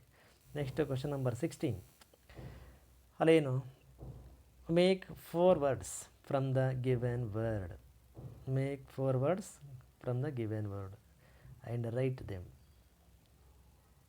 ಯಾವುದಾದ್ರೂ ಒಂದು ವರ್ಡನ್ನು ಕ್ಯಾಪಿಟಲ್ ಲೆಟರ್ಸಲ್ಲಿ ಕೊಟ್ಟಿರ್ತಾರೆ, ಬಿಗ್ ಲೆಟರ್ಸಲ್ಲಿ. ಏನಕ್ಕೆ ಅಂದರೆ ಅಲ್ಲಿರುವಂಥ ಸ್ಪೆಲ್ಲಿಂಗ್ಸನ್ನೇ ಬಳಸ್ಕೊಂಡು ನೀವು ಏನೇ 4 ವರ್ಡ್ಸನ್ನು ಮಾಡಬೇಕಲ್ಲಿ. ಎಕ್ಸಾಮಿನೇಷನ್ ಆಗಿರ್ಬೋದು, ಎವ್ಯಾಲ್ಯೂಯೇಷನ್ ಆಗಿರ್ಬೋದು, ಅಥವಾ ನಿಮ್ಮ ಟೆಕ್ಸ್ಟಲ್ಲೇ ಕೊಟ್ಟಿರುವ ಹಾಗೆ ಅಂಡರ್ಸ್ಟ್ಯಾಂಡ್ ಅಥವಾ ಎಕ್ಸ್ಪೀರಿಯನ್ಸ್ ಅನ್ನುವಂಥ ವರ್ಡ್ಗಳ ಬಗ್ಗೆ ಸಾಕಷ್ಟು ಪ್ರಯೋಗ ಮಾಡಿಸಿರ್ತಾರೆ, ನೀವು ಮಾಡಿರ್ತೀರಿ. ಇನ್ ಕೇಸ್ ಆ 2 ವರ್ಡ್ ಕೊಡಲೇ ಇಲ್ಲ, ಗಾಬರಿ ಆಗಬೇಡಿ. ಈ ರೀತಿ ಯಾವುದಾದ್ರೂ ಒಂದು ವರ್ಡನ್ನು ಕೊಟ್ಟರು ಅಂದ್ಕೊಳ್ಳಿ. ಇಲ್ಲಿರುವಂಥ ಸ್ಪೆಲ್ಲಿಂಗ್ಸನ್ನು ತಗೊಂಡು ಮಕ್ಕಳೇ ನೀವು 4 ವರ್ಡ್ಸನ್ನು ಬರೆಯುವಂಥದ್ದು. ಇಲ್ಲೂ ಕೂಡ ಗೊಂದಲ ಮಾಡ್ಕೊತೀರಿ. ಯಾವಾಗಲೇ ಹೇಳಿದೆ ನಿಮಗೆ ಹಿಂದಿನ ವೀಡಿಯೋದಲ್ಲಿ. ನೀವು ಅಲ್ಲಿ ಕೊಟ್ಟಿರುವಂಥ ವರ್ಡನ್ನೇ ತಗೊಂಡು ಇಲ್ಲೊಂದು ವರ್ಡ್ ಇದೆ ತಗೊಂಡು ಬಂದು ಇಲ್ಲಿ ಬರೆದ್ರಿ. ಮತ್ತು IN ಇಲ್ಲೊಂದು ವರ್ಡ್ ತಗೊಂಡ್ರಿ ಇಲ್ಲಿ ಬರೆದ್ರಿ. ಇನ್ನೊಂದು ON ಆನ್ ತಗೊಂಡ್ರಿ ಇಲ್ಲಿ ಬಂದು ಬರೆದ್ರಿ. ಅಟ್ ಇನ್ನೊಂದು ವರ್ಡ್ ತಗೊಂಡ್ರಿ ಇಲ್ಲಿ ಬಂದು ಬರೆದ್ರಿ. ಇದು ಓಕೆ. ಬಟ್ ಇದರ ಅರ್ಥ ಏನು? ಹಿಡನ್ ವರ್ಡ್ಸನ್ನು ತೆಗೀರಿ. ಎಕ್ಸಾಮಿನೇಷನನ್ನು ವರ್ಡನ್ನೆಲ್ಲ ಒಳಗಡೆ ಓದ್ಕೊಂಡಿರುವಂಥ ಹಿಡನ್ ವರ್ಡ್ಸನ್ನು ತಗೊಂಡು ಬರೀರಿ ಅಂತ ಕೊಟ್ಟರೆ ಈಗ ಮಾಡಿ. ಇದು 3rd ಸ್ಟ್ಯಾಂಡರ್ಡಲ್ಲೇ ಇದೆ ಆ್ಯಕ್ಟಿವಿಟಿ, ಇದೇನು ದೊಡ್ಡದಲ್ಲ ನಿಮಗೆ. ಆದರೂ ಇದು ಇನ್ನೂ ಇಷ್ಟು ಈಸಿಯಾಗಿ ಮಾಡ್ಕೋಬೋದು ಅಂದರೆ ಇಲ್ಲಿರುವಂಥ ಸ್ಪೆಲ್ಲಿಂಗ್ಸನ್ನು ಬಳಸ್ಕೊಂಡು ಯಾವ ಥರನಾದರೂ ಶಫಲ್ ಮಾಡ್ಕೊಳ್ಳಿ, ಯಾವ ಥರ ಆದರೂ ಜಂಬಲ್ಡ್ ಮಾಡಿಕೊಂಡು ನೀವು ಏನು ಮಾಡಿ ಆ ಜಂಬಲ್ಡನ್ನು ರೀಅರೇಂಜ್ ಮಾಡ್ತೀವಲ್ಲ ಆ ರೀತಿ ನೀವು ತಗೊಂಡು ಎಕ್ಸಾಂಪಲ್ TIN ಟಿನ್ ಆಗ್ಬೋದು, TEN 10 ಆಗಬಹುದು. ನೋಡಿ, ಬರೆಯುವಾಗ ಸ್ಮಾಲ್ ಆದರೂ ಬರೀರಿ, ಬಿಗ್ ಆದರೂ ಬರೀರಿ. TO ಇದೆಯಾ ಬರೀರಿ, ಅದು ಒಂದು ವರ್ಡ್ ಆಗುತ್ತೆ. ಇಷ್ಟೇ ಅಕ್ಷರದ್ದು ಅಂತ ಏನಿಲ್ಲ ಮಕ್ಕಳ, ಯಾವುದಾದ್ರೂ ಬರೀರಿ. ಎಕ್ಸಾಂಪಲ್ NO ನೋ ಅಂತ ಅದೊಂದು ಮಾಡಿ. ಇನ್ನು ಸಾಕಷ್ಟು ಬರ್ತದೆ, ನೀವು ಟ್ರೈ ಮಾಡಿ. NOT ನಾಟ್ ಬರ್ತದೆ, NOTE ನೋಟ್ ಬರ್ತದೆ. ಈ ರೀತಿ ನೀವು ಮಾಡ್ತೀನಿ ಅಂದರೆ ನಿಮ್ಮ ಬುದ್ಧಿವಂತಿಕೆಗೆ ಬಿಟ್ಟದ್ದು. ಏನು ಮಾಡಿ 4 ಜೊತೆಗೆ ನಾನು ಇನ್ನೊಂದು ಸಜೆಸ್ಟ್ ಮಾಡೋದು 1-2 ಎಕ್ಸ್ಟ್ರಾ ವರ್ಡ್ಗಳನ್ನು ಮಾಡಿ. ಇವಾಗಲೇ ಎಲ್ಲ ಕ್ವಶನ್ಸ್ ಅಟೆಂಡ್ ಮಾಡಿದ್ಮೇಲೆ ಇಲ್ಲ ಅಕ್ಕಪಕ್ಕ ಏನಾದರೂ ಸ್ಪೇಸ್ ಇದ್ದರೆ ಇನ್ನೊಂದು ಎಕ್ಸ್ಟ್ರಾ 1-2 ವರ್ಡನ್ನು ಮಾಡಿದ್ರೆ ಒಂದು ಏನಾದರೂ ನಿಮಗೆ ಅಲ್ಲಿ ಮಿಸ್ಟೇಕ್ ಆಗಿದ್ದರೆ ಸರಿಯಾದ ಉತ್ತರಗಳಲ್ಲಿ ಒಂದನ್ನು ಕನ್ಸಿಡರ್ ಮಾಡುವಂತಹ ಟೀಚರ್ಸ್ ಇರ್ತಾರೆ. ಹಾಗಾಗಿ ನಿಮಗೆ ಮಾರ್ಕ್ಸನ್ನು ಹೆಚ್ಚು ಪಡೆಯುವಂತಹ ಇನ್ನೊಂದು ಅವಕಾಶ. ಕ್ವಶನ್ ನಂಬರ್ 17 ಬಂದರೆ ಮಕ್ಕಳೇ, frame sentences of your own using the given words. 2 ವರ್ಡ್ನ ಅವರೇ ಕೊಟ್ಟಿರ್ತಾರೆ. ಕೊಟ್ಟಿರ್ತಕ್ಕಂಥ 2 ವರ್ಡ್ಸ್ ಏನಿದೆಯೋ ಆ ವರ್ಡ್ಸನ್ನ ಬಳಸ್ಕೊಂಡು ಒಂದು ಸೆಂಟೆನ್ಸ್ ಮಾಡಿ. ಅಥವಾ ನೀವು ಫ್ರೇಮ್ ಮಾಡುವಂಥ 2 ಸೆಂಟೆನ್ಸ್ ಏನಿದೆಯೋ ಆ 2 ಸೆಂಟೆನ್ಸ್ ಒಳಗಡೆ ಈ ವರ್ಡ್ಸು ಬರಬೇಕು. 2 ಸೆಂಟೆನ್ಸಲ್ಲಿ ಈ ವರ್ಡ್ ಆದರೂ ಬಳಸಿ, ಅಥವಾ ಈ ವರ್ಡ್ ಏನಿದೆ ಈ ವರ್ಡ್ ಜೊತೆಗೆ. ಮತ್ತು 17 ಕ್ವಶನ್ಸ್ಗೆ ನಾವು ಆನ್ಸರ್ ಮಾಡೋದಾದರೆ ಫ್ರೇಮ್ ಮಾಡಬೇಕು ಸೆಂಟೆನ್ಸ್ನ. ಯಾವುದಕ್ಕೆ? ಗಿವೆನ್ 2 ವರ್ಡ್ಸ್ ಕೊಟ್ಟಿರ್ತಾರೆ, 2ಕ್ಕೂ ಅಪ್ರಾಕ್ಸಿಮೇಟ್ಲಿ ಒಂದು 2 ಸೆಂಟೆನ್ಸಸ್ಸನ್ನು ಮಾಡೋದು ಒಳ್ಳೆಯದು. ಸಾಧ್ಯವಾಗಲಿಲ್ವಾ ಅಟ್ಲೀಸ್ಟ್ ಒಂದೊಂದು ಸೆಂಟೆನ್ಸ್ ಆದರೂ ಕ್ರಿಯೇಟ್ ಮಾಡಿ. ಸಿಂಪಲ್ಲಾಗಿ ಇರಲಿ ಮಕ್ಕಳು. ಕೆಲವರು ಕನ್ಫ್ಯೂಸ್ ಮಾಡಿಕೊಂಡು ಓವರಲ್ಲಾಗಿ ಕೇಳೋಕೆ ಹೋದಾಗ ತುಂಬ ಲೆಂತಿ ಮಾಡಿಬಿಡ್ತವೆ. Simple. Cow gives white milk ಅಂತ ಮಾಡಿ. ಕೌ ಈಟ್ಸ್ ಗ್ರಾಸ್ ಅಂತ ಮಾಡಿ. Our cow is very innocent ಅಂತ ಮಾಡಿ. Cow is a pet animal ಅಂತ ಮಾಡಿ. ನೋಡ್ಬಹುದಲ್ವಾ? ನಾನೇ ಯಾಕೆ ನಿಮಗೆ ಮೋಡಲ್ ಆನ್ಸರ್ಸ್ ಬರ್ದಿಲ್ಲ ಅಂದರೆ ನೀವು ಸ್ಟಿಕನ್ ಆಗಿಬಿಡ್ತೀರಿ. ಥಿಂಕ್ ಮಾಡಬೇಕು ನೀವೇ. There is only 1 cow going, ಅಥವಾ cow is in the field, cow is outside of the house. ಏನು ಒಟ್ಟಲ್ಲ ಆ ಸೆಂಟೆನ್ಸಲ್ಲಿ ಕೌ ಅಂತ ಬರಬೇಕು. ಇಲ್ವಾ? Cow looks like an angel, ದೇವತೆ ಥರ ಕಾಣಿಸುತ್ತೆ ಅಂತ ಅನ್ನೋದ್ರು ಬರೀರಿ. ಅಂದರೆ ಆ ಸೆಂಟೆನ್ಸಲ್ಲಿ ಈ ವರ್ಡ್ ಇರಬೇಕು. ಹಾಗೆಯೇ ಗಾರ್ಡನ್ ಅಂತ ಇನ್ನೊಂದು ಸೆಂಟೆನ್ಸ್ ಇದೆ. In garden so many flowers are there. So many plants of flowers are growing in the garden. Our garden is beautiful. Garden looks like greenfully. ಹೇಗಾದರೂ ಬರೀರಿ. I feel very happy when I enter to garden ಅಂತನೋ. Guard is in front of our school ಅಂತಲೋ. Children garden is there. ಏನೋ ಒಂದು ಮಾಡಿ ಅಂದರೆ ಇವೆರಡೇ ಕೊಡ್ತಾರೆ ಅಂತೇನಿಲ್ಲ. ಸ್ಕೂಲ್ ಕೊಟ್ಟರು ಕೂಡ our school is so wonderful. Our school is like sweet home. ಹೀಗೆ ಏನು ಸೆಂಟೆನ್ಸ್ ಕೊಟ್ಟರು ಕೂಡ ನೀವು ಮಾಡುವಂತಹ ಮನಸ್ಸನ್ನು ಹೊಂದಿದರೆ ಮಕ್ಕಳಿಗೆ ಖಂಡಿತವಾಗ್ಲೂ ಕೂಡ ಯಾವ ಸೆಂಟೆನ್ಸ್ ಆದರೂ ಕೂಡಲೇ ನಾವು ಆನ್ಸರನ್ನು ಮಾಡಬಹುದು. ಹಾಗೆ ಮುಂದೆ ಹೋದರೆ ಮತ್ತು ಅಲ್ಲಿ ನಿಮಗೆ ಇನ್ನೊಂದು ವಿಷಯ ಹೇಳಿಲ್ಲ. ಈಗೇನು ಮಾಡಿದ್ರೆ ನೀವು ಇಂದಿನ ಸೆಂಟೆನ್ಸಲ್ಲಿ ಕ್ವಶನ್ ನಂಬರ್ 17 ಫ್ರೇಮಿಂಗ್ ಸೆಂಟೆನ್ಸ್ ಮಾಡಿದ ಮೇಲೆ ನೀವು ಆ ಸೆಂಟೆನ್ಸಲ್ಲಿ ಆ ಗಿವೆನ್ ವರ್ಡನ್ನು ಎಲ್ಲಿ ಬಳಕೆ ಮಾಡಿದ್ದೀನಿ ಅದನ್ನು ಅಂಡರ್ಲೈನ್ ಮಾಡಬೇಕು. ಅಂಡರ್ಲೈನ್ ಮಾಡಿದ್ರೆ ಮಾತ್ರ ಈ ಮಗುಗೆ ನಾನು ಇಲ್ಲಿ ಆನ್ಸರ್ ಮಾಡಿದ್ದೀನಿ ಬಳಸಿದ್ದೀನಿ ಅಂತ ತೋರಿಸ್ಕೊಡುವಂಥ ಮನಸ್ಸು ಇದೆ. ಅದು ನೀವು ಜಸ್ಟ್ ಸೆಂಟೆನ್ಸ್ ಫಾರ್ಮ್ ಮಾಡೋದೇ ದೊಡ್ಡ ಸಾಹಸದ ರೀತಿ ಮಾಡಿಬಿಡಿ. ಸೆಂಟೆನ್ಸ್ ಫಾರ್ಮ್ ಮಾಡಿಬಿಟ್ಟು ಫಾರ್ಮೇಷನ್ ಆಫ್ ಸೆಂಟೆನ್ಸ್ ಆದಮೇಲೆ ಅಂಡರ್ಲೈನ್ ಮಾಡಿ ಗಿವೆನ್ ವರ್ಡ್ಸನ್ನು. ಅದು so beautiful, so better, that shows your talent. Next question number 18 ಬನ್ನಿ. Solve the cross word puzzle. ನೋಡಿ, ಇದು ಕೊಡಲೇಬೇಕು ಅಂತ ಏನು ಕಡ್ಡಾಯ ಇಲ್ಲ. ಇದ್ರ ಬದಲಿಗೆ ನಿಮ್ಗೆ ಬೇರೆ ಆ್ಯಕ್ಟಿವಿಟಿನೇ ಕೊಡ್ಬೋದು ಇನ್ ಕೇಸ್ ಕೊಟ್ಟರೆ. ಯಾಕೆ ಕೊಟ್ಟರೆ ಅಂತ ಪ್ರಶ್ನೆ ಅಂದರೆ, ಕೊಟ್ಟಿದ್ದಾರೆ ಆಲ್ರೆಡಿ. ಎಲ್ಲಿ ನಿಮ್ಮ ಮಾಡೆಲ್ ಪೇಪರ್ಸ್ ಅಷ್ಟೇ ಅನ್ಕೋಬೇಡಿ, ನಿಮ್ಮ 5th ಸ್ಟ್ಯಾಂಡರ್ಡನ್ನು ಟೆಕ್ಸ್ಟ್ ಬುಕ್ಕಲ್ಲಿ ಕೊಟ್ಟಿದ್ದಾರೆ. ಆ ಟೆಕ್ಸ್ಟ್ ಬುಕ್ಕಿಂದನೇ ತಗೊಂಡಂಥ ಕ್ರಾಸ್ ವರ್ಡ್ ಪಝಲ್ ಇದು. ಸಿಂಪಲ್ಲಾಗಿ ನೀವು ದಿನನಿತ್ಯವೂ ಬಳಸುವಂತಹ ವರ್ಡ್ಸ್ಗೆ ರಿಲೇಟೆಡ್ ನೀವು ಗೆಸ್ ಮಾಡುವಂಥ ರೀತಿಯಲ್ಲಿ ನಾನು ಈ ಕ್ರಾಸ್ ವರ್ಡ್ ಪಝಲನ್ನು ಮಾಡ್ಕೊಂಡಿದ್ದೀನಿ. ನೋಡಿ, ಏನಲ್ಲಿ ಯಾರೋ ಮಾರ್ಕ್ ತೋರಿಸಿದೆಯಲ್ಲ, ಇಲ್ಲಿ ನಾವು ಡೌನ್ ಅಂತಂದರೆ ಇಲ್ಲಿ ಕೊಟ್ಟಿರ್ತಕ್ಕಂಥ ಇಂಟ್ಸ್ ಎಲ್ಲ ಏನು?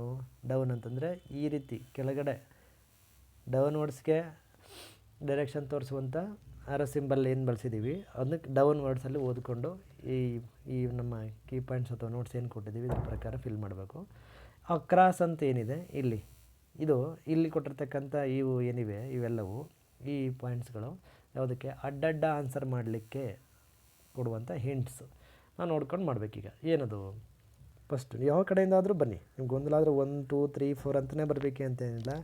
ಒಂದು ಡೌನಿಂದ ಮಾಡಿ ಮತ್ತು ಅಕ್ರಾಸ್ ಲೆಫ್ಟಿಂದ ರೈಟ್ಗೆ ಹೋಗಿ ಮತ್ತು ಅಪ್ಪಿಂದ ಡೌನಿಗೆ ಬಂದು ನಿಮ್ಗೆ ಹೆಂಗೆ ಅನುಕೂಲ ಆಗಿ ಮಾಡಿ, ಅಥವಾ 1 2 ಮಾಡಿರಿ ಫ್ಲ್ಯಾಶ್ ಆಗಲಿಲ್ವಾ ಮುಂದಿನ ಕ್ವಶನ್ಗಳನ್ನ ಅಟೆಂಡ್ ಮಾಡಿ ಅಟ್ ದ ಎಂಡ್ ಮತ್ತು ನೀವು ರಿಟರ್ನ್ ಬಂದು ಇದನ್ನು ಫುಲ್ಫಿಲ್ ಮಾಡ್ಬೋದು. ಅಷ್ಟೊತ್ತಿಗಾಗಲೇ ಒಂದು ಐಡಿಯಾ ಬರಬಹುದು ನಿಮಗೆ. ಎಕ್ಸಾಂಪಲ್, ಫಸ್ಟು ಡೌನಿಂದ ಹೋದ್ರೂ ಮೇಲಿಂದ ಡೌನ್ಗೆ ಹೋದರೆ ಫಸ್ಟ್ ಏನು ಹೇಳುತ್ತೆ? ಗಿವಿಂಗ್ ಲೈಟ್ ಅಟ್ ನೈಟ್ ಅಂದ್ರೇನು? ಎಮ್ಮಿಂದ ಸ್ಟಾರ್ಟ್ ಆಗಿದೆ ಯಾವುದು ವರ್ಡು, ಎಮ್ ಲೆಟ್ರಿಂದ ಸ್ಟಾರ್ಟ್ ಆಗುತ್ತೆ. ಅದು ಏನು ಮಾಡ್ತದೆ? Answering word giving light at night, ರಾತ್ರಿ ಹೊತ್ತು ಬೆಳಕನ್ನು ಕೊಡುತ್ತೆ. ಏನದು? ಗೆಸ್ ಮಾಡ್ತೀರಿ. ಕೊನೆಯಲ್ಲಿ ಎನ್ ಅನ್ನೋದು ಕೂಡ ಕೊಟ್ಟಿದ್ದೀವಿ. ಎಂಡಿಂಗ್ ಲೆಟ್ರು ಇದೆ, ಬಿಗಿನಿಂಗ್ ಲೆಟ್ರು ಇದೆ. ಇನ್ನೆರಡು ಲೆಟ್ರ್ ಫ್ಲಾಶ್ ಆಗಿ ಆಗುತ್ತೆ ಖಂಡಿತ. ಏನದು? Yes absolutely Moon, MOON Moon. ಇಷ್ಟ ಆಯ್ತಲ್ಲ. ಮತ್ತು ಇನ್ನೊಂದು ನೆಕ್ಸ್ಟ್ ಡೌನ್ಗೆ ಹೋಗಬೇಡಿ, ಅಕ್ರಾಸ್. ಈಗ ಒಂದೇ ಕಾರ್ನರಿಂದ ಡೌನ್ಗೆ ಹೋಗುವಂಥ ಮತ್ತು ಅಕ್ರಾಸ್ ಲೆಫ್ಟಿಂದ ರೈಟ್ಗೆ ಹೋಗುವಂಥ ಮತ್ತು ಮೇಲಿಂದ ಕೆಳಗಡೆ ಬರುವಂಥ ಎರಡು ವರ್ಡ್ ಬರುವ ಹಾಗೇ ಕ್ರಾಸ್ ವರ್ಡ್ ಪಜಲ್ ಮಾಡಿರ್ತಾರೆ. ಈಗ ಮೇಲಿಂದ ಕೆಳಗಡೆ ಬಂದ ಮೇಲೆ ಲೆಫ್ಟಿಂದ ರೈಟ್ಗೆ ಹೋಗ್ಬೇಕಾದ್ರೆ ಮತ್ತು ನಂಬರ್ 1 ಎಲ್ಲಿ ಅಂತ ಹುಡುಕ್ಬೇಡಿ. ನಂಬರ್ 1 ಎರಡು ಕಡೆಗೆ ಬರಲ್ಲ, ನಂಬರ್ 3 ಹೋಗ್ಬೇಕಲ್ಲಿ. ಏನು ನಂಬರ್ 3 ಯಾರ ಮಾರ್ಕ್ ಏನು ತೋರಿಸುತ್ತೆ? ಅಕ್ರಾಸಲ್ಲಿ ಇಲ್ಲೇನು ತೋರಿಸುತ್ತೆ ಅಂದರೆ ಇಲ್ಲಿ past tense of the meet. Meet ಅನ್ನುವಂಥ ವರ್ಡ್ ಏನಿದೆ, ಮೀಟ್ ಅಂದರೆ ಭೇಟಿಯಾಗು, ಅದರ ಪಾಸ್ಟ್ ಟೆನ್ಸ್ ಫಾರ್ಮ್ ಏನು? ಅದರ ಪಾಸ್ಟ್ ಟೆನ್ಸ್ ಫಾರ್ಮು ಅದಕ್ಕೆ ಪ್ರೆಸೆಂಟ್ ಟೆನ್ಸ್ ಪಾಸ್ಟ್ ಟೆನ್ಸ್ ಇವೆಲ್ಲವನ್ನು ನೆನ್ಪಿಟ್ಕೊಂಡಿದ್ರೆ ಕ್ರಾಸ್ ವರ್ಡ್ ಪಜಲ್ಗೆ ಹೆಲ್ಪ್ ಆಗುತ್ತೆ.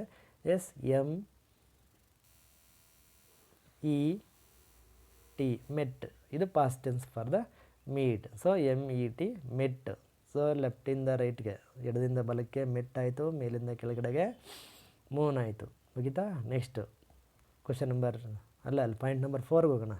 4th ಆರೋ ಮಾರ್ಕ್ ಎಲ್ಲಿದೆ? ಲೆಫ್ಟಿಂದ ರೈಟ್ಗಿದೆ. ನೋಡಿ, ಹಿಂಗಿದ್ರೆ ನಾವು ಅಕ್ರಾಸ್ ಅಂತ ಏನಿದೆ ಇಲ್ಲಿ ಲೆಫ್ಟಿಂದ ರೈಟ್ಗೆ ಓದಬೇಕು. ಇಲ್ಲಿ ಕೊಟ್ಟಿದ್ದು ನೋಡಿ, ಕ್ಯಾನ್ ಬಿ ಸೀನ್, ನಿಮ್ಗೆ ಕಾಣಿಸಲ್ಲ, can be seen only on day time. ನೋಡಿ, ಇದನ್ನು ನಾವು ಓನ್ಲಿ ಆನ್ ಡೇ ಟೈಮಲ್ಲಿ ಮಾತ್ರ ನೋಡ್ಲಿಕ್ಕೆ ಸಾಧ್ಯ. ಅಂದರೆ ಈ ಸೆಲೆಸ್ಟಿಯಲ್ ಬಾಡೀಸ್ ಅಂತ ಇಂಗ್ಲೀಷಲ್ಲಿ ಕರಿತೀವಿ, ಆಕಾಶಕಾಯಗಳಲ್ಲೇ ಇದು ಒಂದು. ಆದರೆ ಇದನ್ನು ನಾವು ಡೇ ಟೈಮಲ್ಲಿ ಮಾತ್ರ ನೋಡಲಿಕ್ಕೆ ಸಾಧ್ಯ. ಮೂನನ್ನು ನೈಟಲ್ಲಿ ನೋಡ್ತೀವಿ, ಡೇ ಟೈಮಲ್ಲಿ ಯಾರು ನೋಡ್ತೀವಿ? ಖಂಡಿತ ಫ್ಲಾಶ್ ಆಗುತ್ತೆ ನಿಮಗೆ.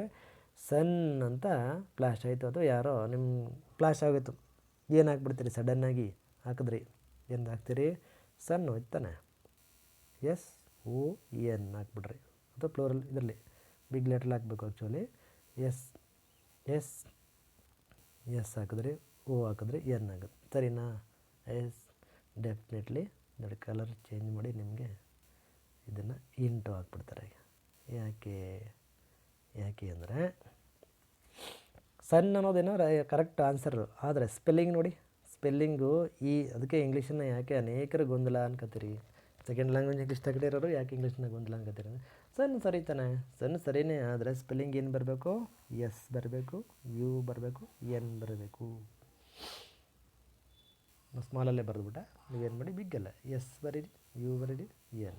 ಅಂದರೆ ಇಂಗ್ಲೀಷಲ್ಲಿ ಒಂದೇ ರೀತಿ ಪ್ರೊನೌನ್ಸಿಯೇಷನ್ ಬರ್ತಕ್ಕಂಥ, ಒಂದೇ ಸೌಂಡ್ ಕೊಡುವಂತಹ ಅನೇಕ ವರ್ಡ್ಸ್ ಇವೆ. ಮೀನಿಂಗು ಬೇರೆ, ಸ್ಪೆಲ್ಲಿಂಗು ಬೇರೆ, ಅದರ ಪ್ರೊನೌನ್ಸಿಯೇಷನ್ ಒಂದೇ ಇರ್ತದೆ. ಹಾಗಾಗಿ ಇಲ್ಲಿ SUN ಅಂತ ಬರೀಬೇಕು ಹೊರತು SON ಅಂತ ಬರೆದ್ರೆ ಸನ್ ಮಗ ತಪ್ಪಾಗುತ್ತೆ. ನೋಡ್ಕೊಂಡು ಹಾಕಿ ಮಕ್ಕಳೇ, ತಾಳ್ಮೆ ಇರಲಿ, ಸೂಕ್ಷ್ಮತೆ ಇರಬೇಕು ಇಂಗ್ಲೀಷಲ್ಲಿ ಆನ್ಸರ್ ಮಾಡುವಾಗ. ನೆಕ್ಸ್ಟು ಹಾಗೆ ಕ್ವಶನ್ ನಂಬರ್ 1 ಆಯಿತು, ಪಾಯಿಂಟ್ ನಂಬರ್ 1, 2 ಆಯಿತು, 3 ಆಯಿತು. ಈಗ ಪಾಯಿಂಟ್ ನಂಬರ್ 4ಗೆ ಹೋಗೋಣ. 4 ಏನು? ಇದು ಕೂಡ ಎಡಗಿನಿಂದ ಬಲಕ್ಕೆ ಏನು ಮಾಡಬೇಕು? ಕ್ಯಾನ್ ಬಿ ಸೀನ್ ಓನ್ಲಿ, ಮೊದಲೇ ಮಾಡಿದ್ವಿ. ಈಗ ಲಾಸ್ಟಿಗೆ ಬರೋಣ. 5th ಏನು? 5th ಲೆಫ್ಟಿಂದ ರೈಟ್ಗೆ, ಇಟ್ ಕ್ಯಾಚಸ್ ದ ರ್ಯಾಟ್. ಎಡದಿಂದ ಬಲಕ್ಕೆ ಹೋಗಬೇಕು, ಇಟ್ ಕ್ಯಾಚಸ್ ದ ರ್ಯಾಟ್. ಅಲ್ಲಿ ಒಂದು ಕ್ಲೂ ಏನು ಕೊಟ್ಟಿದ್ದಾರೆ ನೋಡಿ, ಇಲ್ಲಿ ಬರುವಂಥ ವರ್ಡು ರ್ಯಾಟನ್ನು ಕ್ಯಾಚ್ ಮಾಡ್ತದೆ. ಯಾಕೆ ರ್ಯಾಟನ್ನೇ ಕೊಟ್ಟಿದ್ದಾರೆ ಅಂದರೆ, ರ್ಯಾಟು ಅಂದ ತಕ್ಷಣ ಒಂದು ರೈಮಿಂಗ್ ವರ್ಡ್ ಫ್ಲಾಶ್ ಆದರೆ ನಿಮಗೆ ಕ್ಯಾಟ್ ಅಂತ ಆನ್ಸರ್ ಬರುತ್ತೆ ಅಲ್ವಾ? ಆಯಿತು, ಓಕೆ. ಎಕ್ರೈಸ್ ಲೆಫ್ಟಿಂದ ರೈಟ್ಗೆ ಆಯಿತು. ಆದರೆ ಮುಗೀತಾ? ಕಂಪ್ಲೀಷನ್ ಆಯಿತಾ? ಇಲ್ಲ, ಇನ್ನೂ ಏನಿದೆ, ಡೌನಲ್ಲಿ ಇನ್ನೊಂದು ಉಳ್ಕೊಂಡಿದೆ ನೋಡಿ. ಡೌನಲ್ಲಿ ಇನ್ನೊಂದು ಏನು ಮಾಡಬೇಕು? 2 ಇದೆಯಲ್ಲ, 2 ಇಲ್ಲಿ ತೋರಿಸ್ತೀನಿ ನಿಮಗೆ. ಡೌನಲ್ಲಿ ಇದೊಂದು ಬಿಟ್ಟಿದ್ದೀವಿ, shines night in the sky. ನೋಡಿ, ಕನ್ಫ್ಯೂಸ್ ಮಾಡ್ಕೋಬೇಡಿ. ಫಸ್ಟ್ ಒನ್ ಹೇಳೋದು ಗಿವಿಂಗ್ ಲೈಟ್ ಅಟ್ ನೈಟ್, ರಾತ್ರಿ ಹೊತ್ತು ಬೆಳಕು ಕೊಡೋದು. ಆದರೆ ಇದು shines night in the sky, ರಾತ್ರಿ ಹೊತ್ತು ಶೈನ್ ಆಗುವಂಥ, ಹೊಳೆಯುವಂಥ, ಮಿನುಗುವಂಥದ್ದೇನು? ಸಾಮಾನ್ಯವಾಗಿ ಮಿನುಗುವಂಥವನು ಅಂದರೆ ನಾವು ನಥಿಂಗ್ ಡೈರೆಕ್ಟ್ಲಿ ಅನ್ಡೌಟೆಡ್ಲಿ ಸ್ಟಾರ್ಸ್ ಅಂತ ಕರಿತೀವಿ.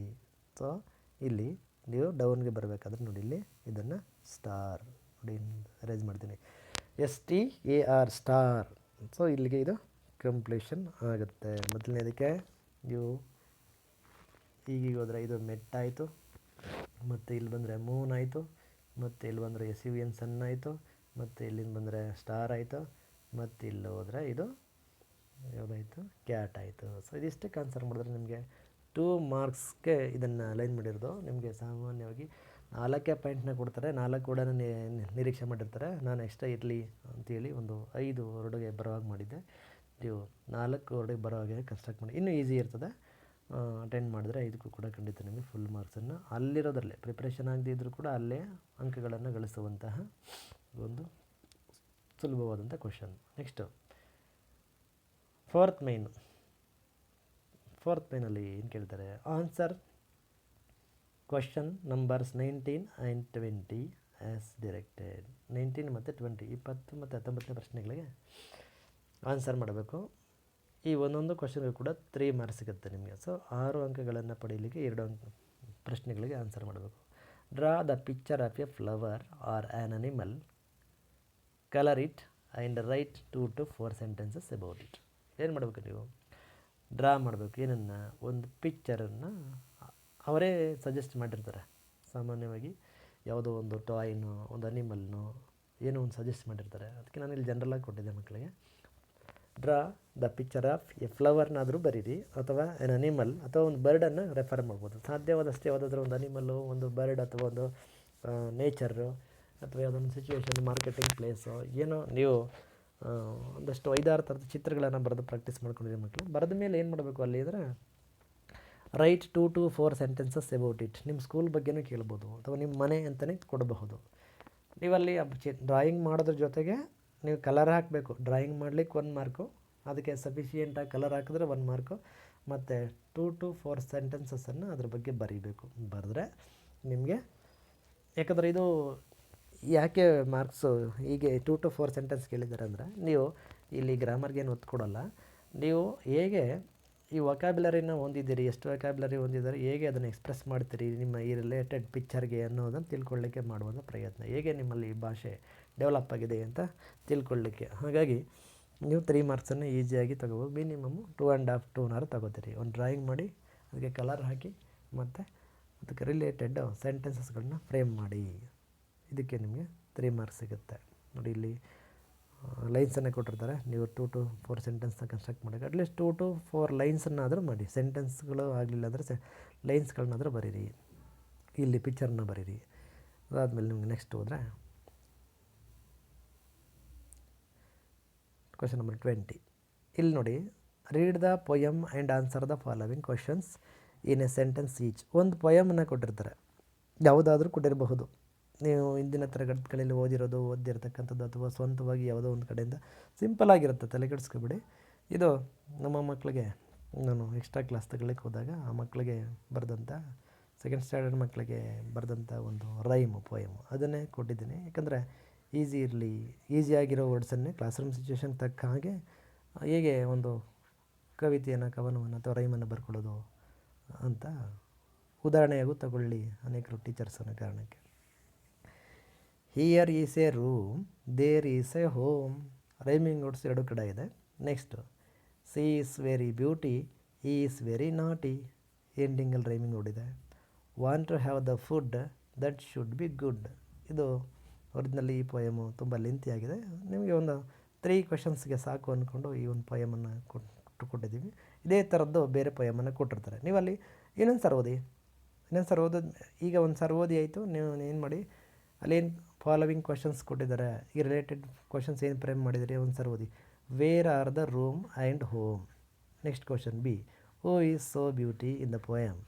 ಹಾಗೆ next, what do they want to have at the end. ಅರ್ಥ ಆಗಲಿಲ್ಲ, ಇದೇನು ಮಾಡಿ ಮತ್ತೆ ಹೋಗಿ ಇನ್ನೊಂದು ಸಾರಿ ಪೊಯಮನ್ನು ಓದಬೇಕಾದ್ರೆ ಈ ಆಲ್ರೆಡಿ ಏನು ಓದಿರ್ತೀರಿ ಈ ಕ್ವೆಶನ್ಗಳು ನೆನಪಿಗೆ ಬಂದಿರ್ತದೆ ನಿಮಗೆ. ಇಲ್ಲಿ ಮಕ್ಕಳೇ ನೋಡಿ, ಈ 3 ವರ್ಡ್ ಇದೆಯಲ್ಲ, ಇವುಗಳ ಮೀನಿಂಗನ್ನು ಸಾಧ್ಯವಾದಷ್ಟು ತಿಳ್ಕೊಂಡಿರಿ ನಿಮ್ಮ ಟೀಚರ್ಸ್ ಹತ್ರ, ಅಥವಾ WH ವರ್ಡ್ಗಳ ಮೀನಿಂಗನ್ನು ತಿಳಿಸ್ಕೊಟ್ಟಿರ್ತಾರೆ ಟೀಚರ್ಸು. ನೀವು ತಿಳ್ಕೊಳ್ಳಿ ಏನದು. ವೇರ್ ಅಂತ ವರ್ಡನ್ನು ನಾವು ಯಾವಾಗ ಬಳಸ್ತೀವಿ ಅಂದರೆ, ಟು ನೋ ದ ಪ್ಲೇಸ್ ಅಥವಾ ಸ್ಪಾಟ್, ಲೊಕೇಶನ್, ಸ್ಥಳದ ಬಗ್ಗೆ ತಿಳ್ಕೊಳ್ಳಿಕ್ಕೆ ವೇರ್ ಅಂತ ಬಳಸ್ತೀವಿ. ಹೂ ಅಂದರೆ ಯಾರು ಕ್ರಿಯೇಟರ್ ಇರ್ತಾರೋ, ಓನರ್ ಇರ್ತಾರೋ, ಅಥವಾ ಡೂವರ್, ಕೆಲಸ ಯಾರು ಮಾಡ್ತಾರೋ, ಯಾರಿಂದ ಆಗಿರುತ್ತೋ ಅವ್ರ ಬಗ್ಗೆ ನಾವು ಕ್ವಶನ್ ಮಾಡುವಾಗ ಹೂ ಬಳಸ್ತೀವಿ. ಹಾಗೆ ವಾಟ್, ಅಲ್ಲಿ ಏನು ನಡೀತು ಅಂತಲೋ ಅಥವಾ ಏನು ಬೇಕು ಅಂತಲೋ, ಏನು ನಮಗೆ ಒಂದು ನೇಮ್ ಬೇಕಿದೆಯೋ, ನೀಡೆಡ್ ಥಿಂಗು ಅಥವಾ ಡೆಫಿನೇಷನ್ನು, ಮೀನಿಂಗ್ ತಿಳ್ಕೊಳ್ಳಿಕ್ಕೆ ವಾಟ್ ಬಳಸ್ತೀವಿ. ಇವುಗಳನ್ನು ನೆನ್ಪಿಟ್ಟುಕೊಂಡು ನೀವು ಮುಂದುವರೆದ್ರೆ ಮಕ್ಕಳೇ ಖಂಡಿತವಾಗ್ಲೂ ಇದಕ್ಕೆ ಆನ್ಸರ್ನ ಮಾಡ್ಬೋದು. ನೋಡಿ, ಇಲ್ಲಿ ಫಸ್ಟ್ ಕ್ವಶನ್ ಏನು, wear are the room and home. ಇಲ್ಲಿ ರೂಮ್ ಮತ್ತು ಹೋಮ್ಗಳು ಎಲ್ಲಿವೆ, ರೂಮ್ ಮತ್ತು ಹೋಮ್ ಎಲ್ಲಿವೆ ಅಂತಂದರೆ, ನೀವು ಪೊಯಮನ್ನು ಇನ್ನೊಂದು ಸಾರಿ ಓದಿರ್ತೀರಿ. ಇಲ್ಲಿ ಹಿಯರ್ ಆ್ಯಂಡ್ ದೇರ್ ಹಂಗಾದರೂ ಮಾಡ್ಬೋದು, ಅಥವಾ room and home are here and there. ಬೇಡವಾ, ಇನ್ನೊಂದು ಸಾರಿ ಸೇಮ್ ಬರೀರಿ. Here is the room, there is a home, ಅಥವಾ room is here, home is there. ಹೇಗಾದರೂ ಇರಲಿ, ಬಟ್ ಮೀನಿಂಗ್ ಇರಲಿ ಮಕ್ಕಳು. ಇಂಗ್ಲೀಷ್ನ ಪ್ಲಸ್ ಪಾಯಿಂಟ್ ಏನಂದರೆ, ಯಾವ ವರ್ಡಿಂದ ಬೇಕಾದರೂ ಕೂಡ ನಾವು ಸೆಂಟೆನ್ಸ್ನ ಸ್ಟಾರ್ಟ್ ಮಾಡಬಹುದು. ಎಸ್ಪೆಷಲಿ ಸಬ್ಜೆಕ್ಟಿಂದಲಾದರೂ ಸರಿ, ಆಬ್ಜೆಕ್ಟಿಂದನಾದರೂ ಸರಿ. ಆದರೆ ಸೆಂಟೆನ್ಸ್ ಮೀನಿಂಗ್ಫುಲ್ ಆಗಿರಬೇಕು ಆಯಿತಾ. ಅಥವಾ a room is here, a room is there ಅಂತ ಕೂಡ ಮಾಡಿದ್ರೆ ಇದಕ್ಕೆ ಫಸ್ಟ್ ಕ್ವಶನ್ಗೆ ಆನ್ಸರ್ ಆಗುತ್ತೆ. ಅಂದರೆ ಈ ರೀತಿ ಇರಲಿ ನಿಮ್ಮ ಆನ್ಸರು, ಯಾಕಂದರೆ ಇದನ್ನೇ ಕೊಡಲ್ಲ, ಈ ರೀತಿ ಇರ್ತದೆ. ನೆಕ್ಸ್ಟ್ ಹಾಗೆ, who is so beauty in the ಪೊಯಮಲ್ಲಿ ತುಂಬ ಬ್ಯೂಟಿ ಅಂತ ಯಾರನ್ನ ಉಣಿಸಿದ್ದಾರೆ, ಅಲ್ಲಿ ಇಬ್ಬರು ಇದ್ದಾರೆ, ಹಿ ಮತ್ತು ಶಿ. ಇಬ್ಬರಲ್ಲಿ ಬ್ಯೂಟಿ ಯಾರು? ಸಾಮಾನ್ಯವಾಗಿ ಬ್ಯೂಟಿ ಅಂತ ವರ್ಣನೆ ಮಾಡೋದಿಲ್ಲ, ಗರ್ಲ್ಸ್ ಅಥವಾ ನೇಚರನ್ನು, ಈ ಥರ ಏನೋ ಫೀಮೇಲ್ ಬಂದರೆ ಅದೊಂದು ಕಾಮನ್ ಥಿಂಗ್. ಅದಲ್ಲದೆ ಇಲ್ಲಿ ಬಳಕೆ ಮಾಡಿದ್ದಾರೆ ಸಿ ಈಸ್ ವೆರಿ ಬ್ಯೂಟಿ.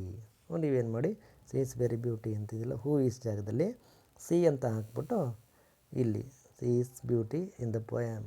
ಆಮೇಲೆ ಹೂ ಅಂತ ಎಲ್ಲೇ ಆದರೂ ಕ್ವಶನ್ ಕೊಟ್ಟರೆ, ಬರೀ ಮಕ್ಕಳಿಗೆ ಅಲ್ಲ ಎಲ್ರಿಗೂ ಹೇಳೋದು, ಹೂ ಇಂದ ಕ್ವಶನ್ ಫ್ರೇಮ್ ಆಗಿದ್ದರೆ ಅದಕ್ಕೆ ಆನ್ಸರ್ ಮಾಡೋದು ತುಂಬ ಈಸಿ. ಹೂ ಅನ್ನೋ ಪ್ಲೇಸಲ್ಲಿ ಆ ಪರ್ಸನ್ ನೇಮನ್ನು ಹಾಕ್ಬಿಟ್ಟು rest of the sentence in the question ಏನಿದೆಯೋ as it is follow up ಮಾಡಿ ಎಂಡಿಂಗಲ್ಲಿ ಕ್ವಶನ್ ಮಾರ್ಕ್ನ ರಿಮೂವ್ ಮಾಡಿ ಫುಲ್ ಸ್ಟಾಪ್ ಇಟ್ಟಾದರೆ ಪರ್ಫೆಕ್ಟ್ ಆನ್ಸರ್ ಆಗುತ್ತೆ. ಹಾಗಾಗಿ ನೀವು WH ವರ್ಡ್ಗಳಿಗೆ ಆನ್ಸರ್ ಮಾಡುವ ನಿಟ್ಟಿನಲ್ಲಿ ಹೂ ಅಂತ ಏನಾದ್ರು ಕ್ವಶನ್ ಫ್ರೇಮ್ ಮಾಡೋದು ತುಂಬ ಸೋ ಈಸಿ ಅಂತ ಮೆಂಡಲ್ ಬರಲಿ ಅಂತ ಈ ಟಿಪ್ಸ್ನ ಕೊಟ್ಟೆ. Next, what do they want to have at the end. ಕೊನೆಯಲ್ಲಿ ಇಬ್ಬರು ಹುಡುಗರು ಏನಿದ್ರು ಶಿ ಮತ್ತು ಹಿ ಏನನ್ನು ಬಯಸ್ತಾರೆ ಅಂತಾರೆ, want to have the food that should be good. ಆಟ ಆಡಿ ಸುಸ್ತಾಗಿದ್ರು, ಓದಿದ್ರು, ಎಲ್ಲೋ ಹೋಗಿದ್ರು ಅನಿಸುತ್ತೆ. ಆ ಮಕ್ಕಳಿಗೆ ಏನು ಬೇಕು ಅನಿಸ್ತದೆ, ಫುಡ್ ಬೇಕು. ಸೊ ಅದಕ್ಕೆ ಏನನ್ನು ಬಯಸ್ತಾರೆ ಅವರು, ವಾಟ್ ಡಿಡ್. ಹೌದಾ, ವಾಟ್ ಡು ದೇ ಅಂತ ಕೇಳ್ಬೋದು, ಅಥವಾ ಇಲ್ಲಿ ವಾಟ್ ಡಿಡ್ ಅಂತ ಬಂದರೂ ಕೂಡ ದೇ ವಾಂಟ್ ಅಂತ ಬರುತ್ತೆ ಫಸ್ಟ್ ಸಲ ಕೇಳಿದ್ರೆ. ಸೊ ನಾವೇನು ಮಾಡಬೇಕು, ಇಲ್ಲಿ ಫುಡ್ ಅಟ್ ದ ಎಂಡ್ ಬರೆದ್ರೂ ಆಯಿತು, ಇಲ್ಲಾಂದ್ರೆ ದೇ ವಾಂಟ್ ಟು, ಅಥವಾ they want to have at the end food, ಅಥವಾ they wanted to have the food, ಏನಾದರೂ ಅಂದರೆ ಮೀನಿಂಗ್ ಬರುವ ಹಾಗೆ ನೀವು ಆನ್ಸರನ್ನು ಮಾಡೋ ಪ್ರಯತ್ನ ಮಾಡಿ. ಇದಾದರೆ ನೆಕ್ಸ್ಟು ಮೇಯ್ನ್ ನಂಬರ್ ಫಿಫ್ತ್ ಮೇನಿಂಗ್ ಬರ್ತೀವಿ. ಅಲ್ಲೇನು, do as directed for question numbers 21 to 23. 21ರಿಂದ 23 ಪ್ರಶ್ನೆಗಳಿಗೆ ನೀವು ಆನ್ಸರ್ ಮಾಡಿದ್ರೆ ಇಲ್ಲಿ ಒಂದೊಂದು ಕ್ವಶನ್ಗೆ 4 ಮಾರ್ಕ್ಸ್ ಸಿಗುತ್ತೆ. ಸೊ 3/4 12 ಮಾರ್ಕ್ಸನ್ನು ತಗೊಳ್ಳೋದು ಹೇಗೆ. ಫಸ್ಟ್ ಕ್ವಶನಲ್ಲಿ ಏನು ಮಾಡ್ತಾರೆ, complete the meaningful story with the help of the clues and memories you have. ನೀವೇನು ಮಾಡಿ, ಸಾಮಾನ್ಯವಾಗಿ ಇದನ್ನು ಒಂದು ಇಮ್ಯಾಜಿನೇಷನ್, ಒಂದು ಪಿಕ್ಚರ್ ಕೊಡ್ತಾರೆ, ಪಿಕ್ಚರ್ ಕಟ್ಟಿಂಗ್ಸ್ನ ಕೊಟ್ಟಿರ್ತಾರೆ, ಕೊಟ್ಬಿಟ್ಟು complete the meaningful story with the help of the pictures given ಅಂತ ಕೊಡ್ತಾರೆ.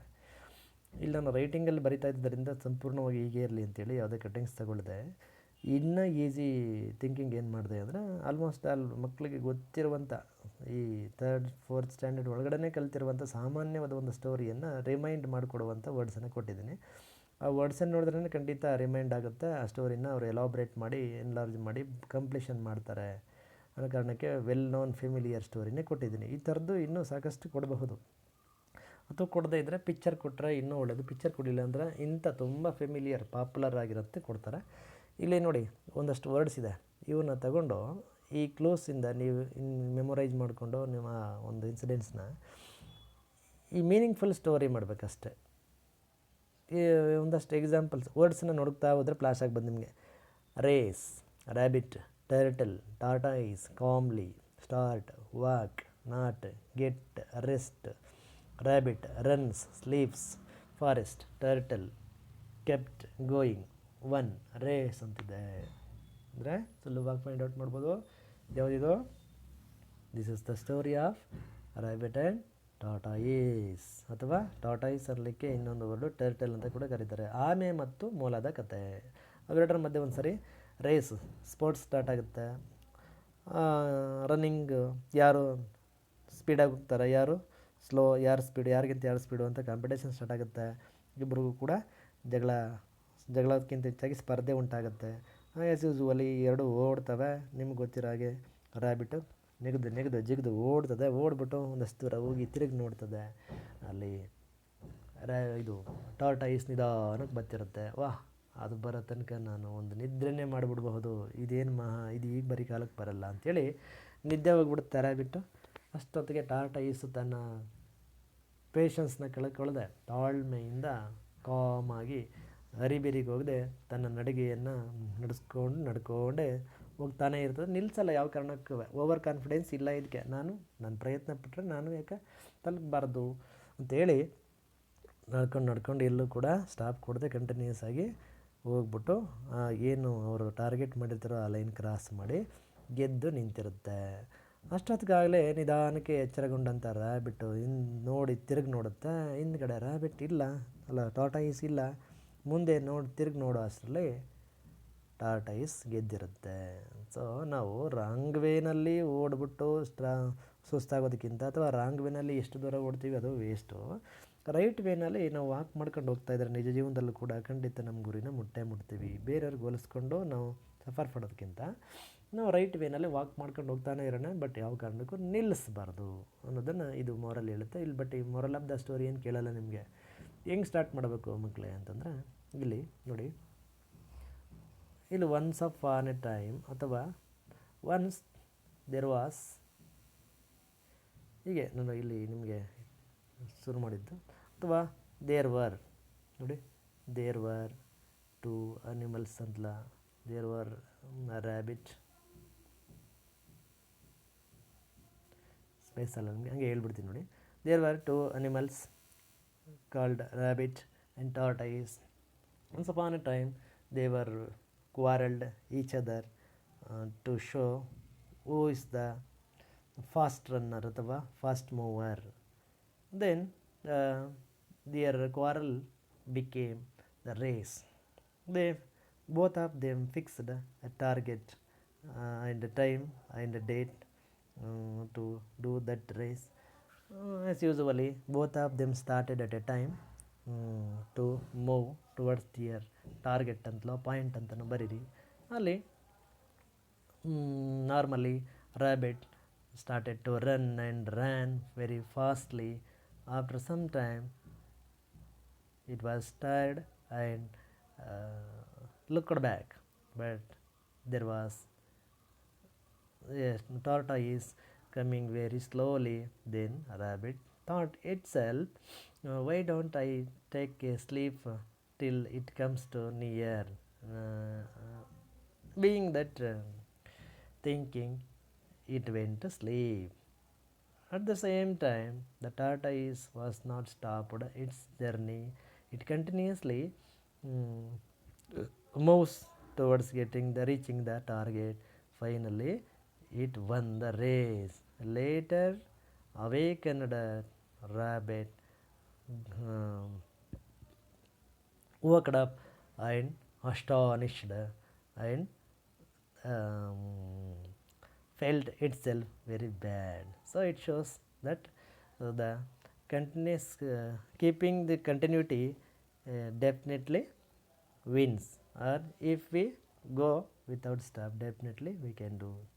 It is the moral of the story ಅಂತಲೂ ಬರೆದ್ರೆ ನಿಮಗೆ ಮತ್ತಷ್ಟು ಮಾರ್ಕ್ಸ್ ಕೊಡೋರಿಗೆ ಮನಸ್ಸು ಇಂಪ್ರೆಸ್ ಆಗ್ತದೆ, ಇಷ್ಟು ಕೆಲಸವನ್ನು ಮಾಡಬಹುದು. ಅಥವಾ ಇದೇ ಕೊಡ್ತಾರೆ ಅಂತೇನಿಲ್ಲ, ನಿಮಗೆ ಪಿಕ್ಚರ್ಸನ್ನು ಆಲ್ಮೋಸ್ಟ್ ಅಲ್ಲಿ ಪಿಕ್ಚರ್ನೇ ಕೊಡ್ತಾರೆ ಮಕ್ಕಳು. ಆ ಪಿಕ್ಚರ್ನ ನೋಡಿ ನಿಮಗೆ ಈಸಿಯಾಗಿ ಗೆಸ್ ಮಾಡ್ಕೊಂಡು ನೀವು ಬರೆಯುವಂಥದ್ದು ಇರುತ್ತೆ, ಬರೀರಿ. ಬರೆದ್ರೆ ನಿಮಗೆ 3 ಮಾರ್ಕ್ಸ್ ಬರುತ್ತೆ, 3 ಅಲ್ಲ 4 ಮಾರ್ಕ್ಸ್ ಸಿಗುತ್ತೆ ಅದಕ್ಕೆ. ಹಾಗೆ ನಿಮಗೆ ಇನ್ನೊಂದು ನಂಬರ್ 22ನಲ್ಲಿ ಏನಿರ್ತದೆ, read the given passage and answer the following questions in a phrase or sentence each ಅಂತ ಕೊಟ್ಟಿರ್ತಾರೆ. ಏನು, ಒಂದು ಪ್ಯಾಸೇಜ್ ಕೊಟ್ಟಿರ್ತಾರೆ, ಪುಟಾಣಿದೆ ಚಿಕ್ಕದು, ಒಂದು ಕತೆ ಯಾವುದಾದ್ರೂ ಸರಿ, ಒಂದು ಇವೆಂಟನ್ನು ಕೊಟ್ಟಿರ್ತಾರೆ, ಅದಕ್ಕೆ ರಿಲೇಟೆಡ್ ಕ್ವಶನ್ಸನ್ನು ಕೊಟ್ಟಿರ್ತಾರೆ. ನೀವು ಅದನ್ನು ಅರ್ಥ ಮಾಡ್ಕೊಂಡು ಹೇಗೆ ಆನ್ಸರ್ ಮಾಡಬಲ್ರಿ ಅಂತ. ಇದೇಗೆ ಸಾಮಾನ್ಯವಾಗಿ ನಿಮಗೆ 5th ನೀವು ಇರೋದ್ರ ಬೇರೆ ಎಕ್ಸಾಮ್ಗಳನ್ನ ತಗೊಂಡಿರೋರಿಗೆ ಐಡಿಯಾ ಇರುತ್ತೆ. ಅದು ಮೊರಾರ್ಜಿ ದೇಸಾಯಿ ಕಾಂಪಿಟೇಟಿವ್ ಎಕ್ಸಾಮ್ಗಳು, ಕಿತ್ತೂರು ರಾಣಿ ಚೆನ್ನಮ್ಮ, ನವೋದಯ ಎಕ್ಸಾಮ್ಗಳು ತಗೊಂಡಿರೋರಿಗೆ ಅನುಭವ ಇರ್ತದೆ. ಆಲ್ರೆಡಿ ಒಂದು ಪ್ಯಾಸೇಜನ್ನೇ ಕೊಟ್ಟಿರ್ತಾರೆ, ಅದನ್ನು ಓದಿ ಅರ್ಥ ಮಾಡಿಕೊಂಡು ಕೊಟ್ಟಿರುವಂಥ ಕ್ವಶನ್ಸ್ಗೆ ಆನ್ಸರ್ ಮಾಡುವಂಥದ್ದು. ಸಿಂಪಲ್ ನೋಡಿ. ಇದು ನಿಮಗೆ 4th ಸ್ಟ್ಯಾಂಡರ್ಡಲ್ಲಿ ನೀವೇ ಓದಿರುವಂಥ ಒಂದು ಸ್ಟೋರಿಯನ್ನು ತಗೊಂಡದ್ದು. ಇದೇ ಥರದ್ದು ಯಾವುದೋ ಒಂದು ಚಿಕ್ಕ ಸ್ಟೋರಿಯನ್ನು ಕೊಟ್ಟಿರ್ತಾರೆ, ಅದನ್ನು ಚೆನ್ನಾಗಿ ನೀವು 1 ಅಲ್ಲ 2 ಸಾರಿ ಓದಿದ್ರೆ ಖಂಡಿತವಾಗ್ಲೂ ಫಸ್ಟ್ ಟೈಮ್ ಓದಿದಾಗ ಆನ್ಸರ್ ಅರ್ಥ ಆಗದಿದ್ದು ಕೂಡ ಕ್ವಶನ್ಸನ್ನು ಓದಿದ ಮೇಲೆ ಒಂದು ಸಾರಿ ಇನ್ನೊಮ್ಮೆ ಓದ್ಕೊಂಡು ಬನ್ನಿ, ಆ ಪ್ಯಾಸೇಜನ್ನು ಖಂಡಿತ ನಿಮಗೆ ಆನ್ಸರ್ ಮಾಡುವಂಥ ಎಬಿಲಿಟಿ ರಿಮೈಂಡ್ ಆಗುತ್ತೆ. ನೋಡೋಣ. Shankara wanted to climb a rock. ಅಂದರೆ ಶಂಕರ ಈ ಬಂಡೆಗಲ್ಲನ್ನು ಹತ್ತಬೇಕು ಅಂತ ಅಂದ್ಕೊಂಡ. ಬಂಡೆಗಲ್ಲು ಅಂದರೆ ಈ ಬೋರ್ಗಲ್ಲು ಅಥವಾ ಬೆಟ್ಟದ ಆಕಾರದಲ್ಲಿರ್ತಕ್ಕಂಥ ಎತ್ತರದ ಗುಡ್ಡದಂಥ ಒಂದು ಕಲ್ಲು. The rock was very big. ಆ ರಾಕ್ ಏನಾಗಿತ್ತು, ತುಂಬ ಎತ್ತರಕ್ಕಿತ್ತು. ಈ ಓರ್ ಪ್ರಾಪರ್ ಶೂಸ್. ಈ ಪರ್ವತಾರೋಹಣ ಬೆಟ್ಟ ಏರ್ತಾರಲ್ಲ, ಬೆಟ್ಟ ಗುಡ್ಡಗಳನ್ನು ಏರ್ತಾರಲ್ಲ ಅಂತ ದೊಡ್ಡ ಬೃಹತ್ ಬಂಡೆ ಅದು.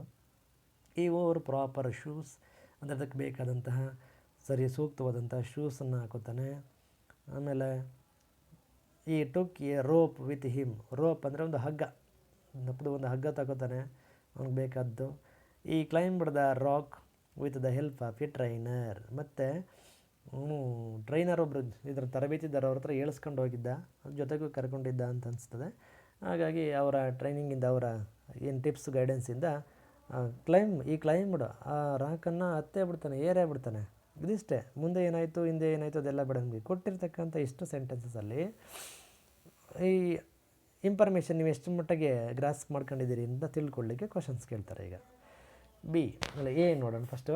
ಹೂ wanted to climb a rock. ಈಗ ಕೊಟ್ಟಿರ್ತಕ್ಕಂಥ ಏನು ಪ್ಯಾಸೇಜ್ ಇದೆ, ಇಲ್ಲಿ ರಾಕನ್ನು ಹತ್ತಬೇಕು ಅಂತ ಅಂದ್ಕೊಂಡವ್ರು ಯಾರು? ಮೊದಲು ಹೇಳಿದಾಗೆ ಮಕ್ಕಳು, ಹೂ ಅಂತ ಕ್ವಶನ್ ಬಂದರೆ ಡೆಫಿನೆಟ್ಲಿ ಆ ಪರ್ಸನ್ ನೇಮ್ ಇದೆಯಲ್ಲ, ಪರ್ಸನ್ ನೇಮನ್ನು ಬರೀರಿ ಅಲ್ಲಿ. ಏನಂತ? Shankara wanted to climb a rock. ಇಷ್ಟು ಬರೀರಿ.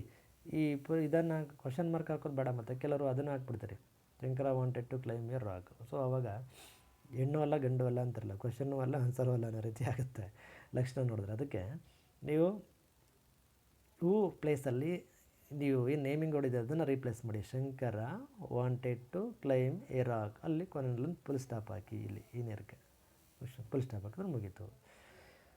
ಹಾಗೆ second question B. What does he carry and wear with him.